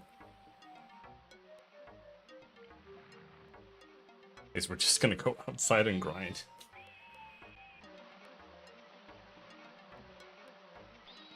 What is this? One of the counselors live here. Nice little house, huh? Yes, it's very locked.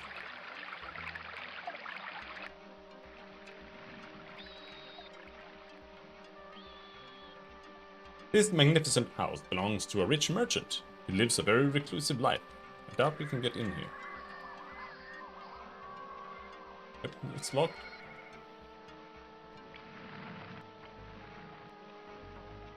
Where's the stupid exit?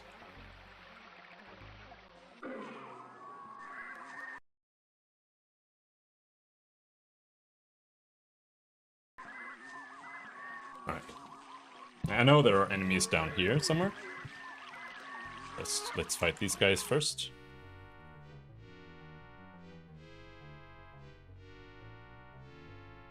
Now let's attack the left one first. And this guy can step in.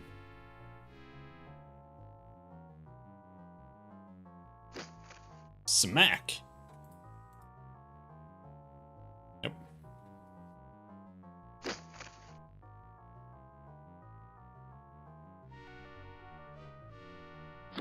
Ow! 6 XP, no items? That sucks. I almost wonder if you have to go all the way up there to fight those guys to get anything to sell at all. There are flying dudes down here. But last time they just one-shotted me. Killed my entire party. That guy, yeah.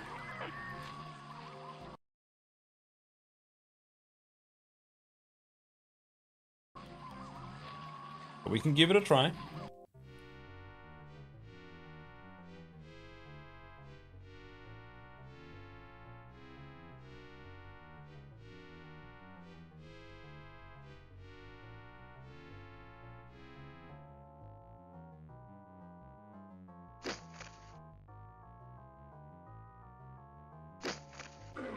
Ah, 20 XP. And we got a small Warniac sphere. That was apparently worth something.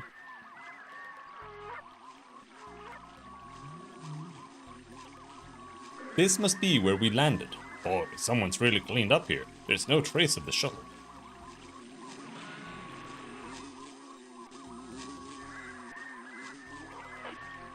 Yeah, so it seems.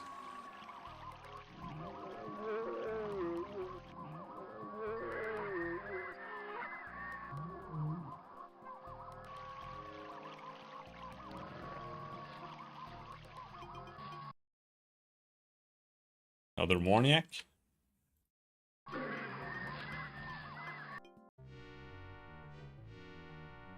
Oops, should have moved in. Maybe I shouldn't, I'm not so sure. No damage done, I want to point out. He attacks me, but no damage. So it is balanced and designed like an old school JRPG.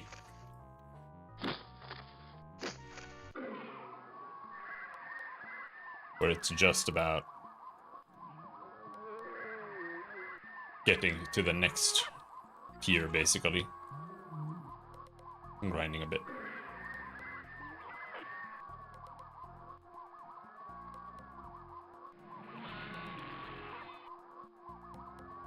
Real question is just where the hell am I? Oh, maybe we can go down into the basement and kill those guys.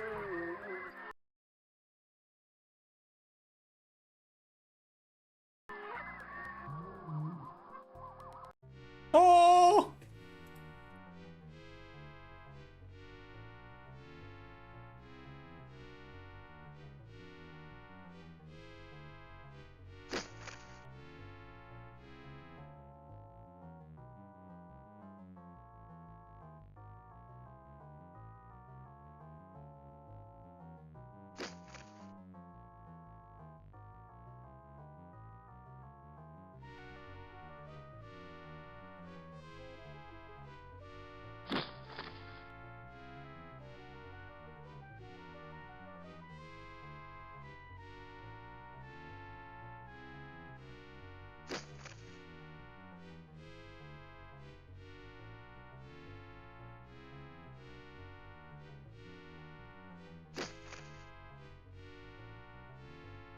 Yeah, no damage done over and over and over again. So Raynar should almost just not be nearby. Fuck you. This guy is fleeing. That pisses me off. Because he probably will.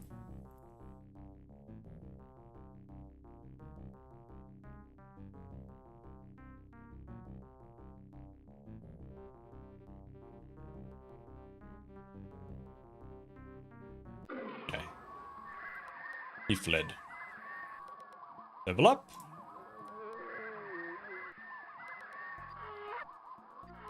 Raynor is dead. But we don't actually need Raynor.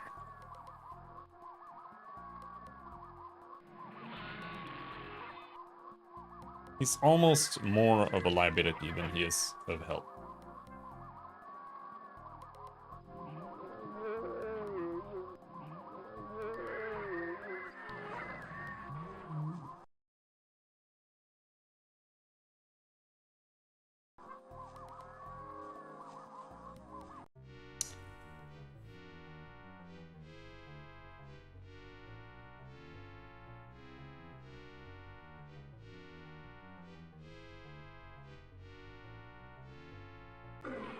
Since it's 2, I'm gonna say flee.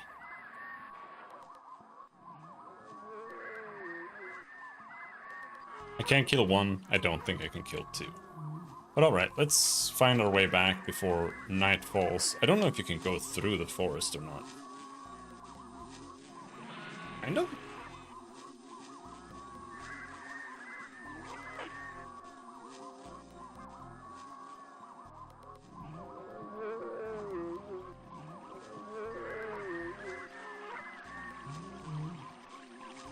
I think this is where the city is.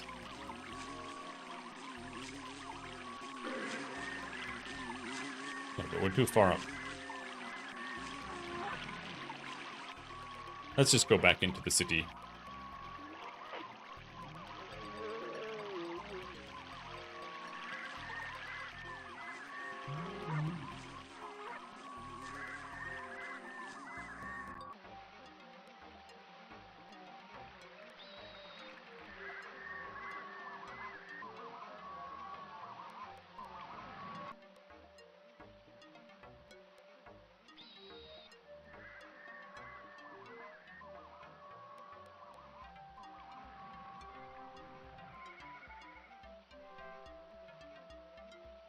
4 coins.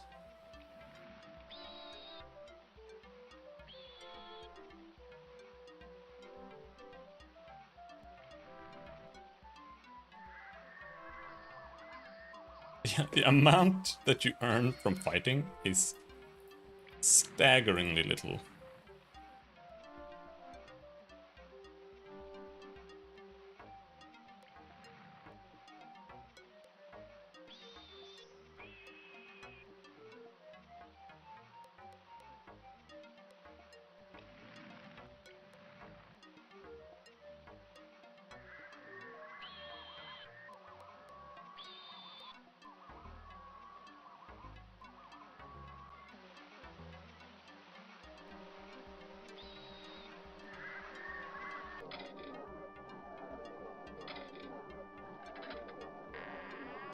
I just assume that if I go back to the Hunter's Guild and rest there,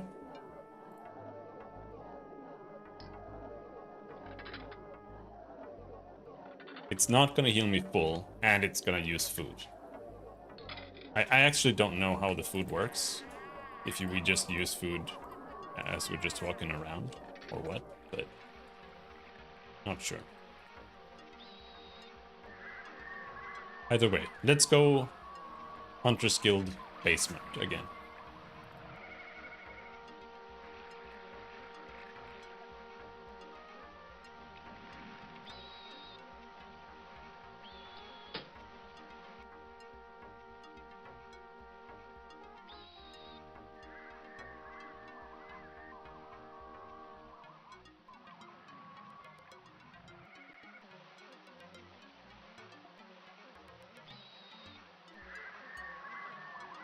And it costs money just to go in here, because we need to use a torch.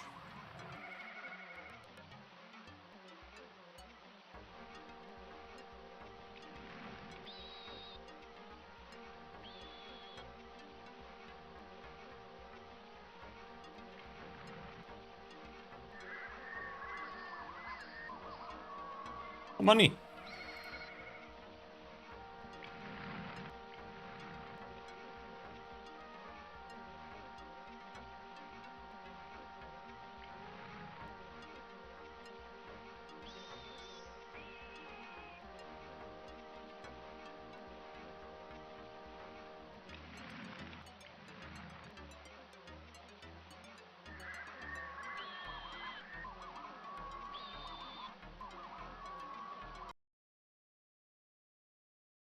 Basement 2.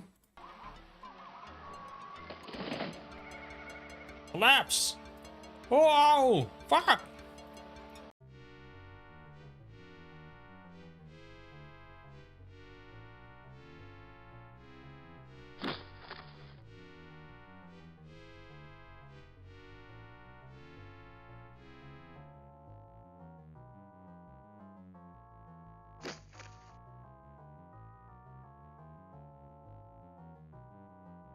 Don't hit me.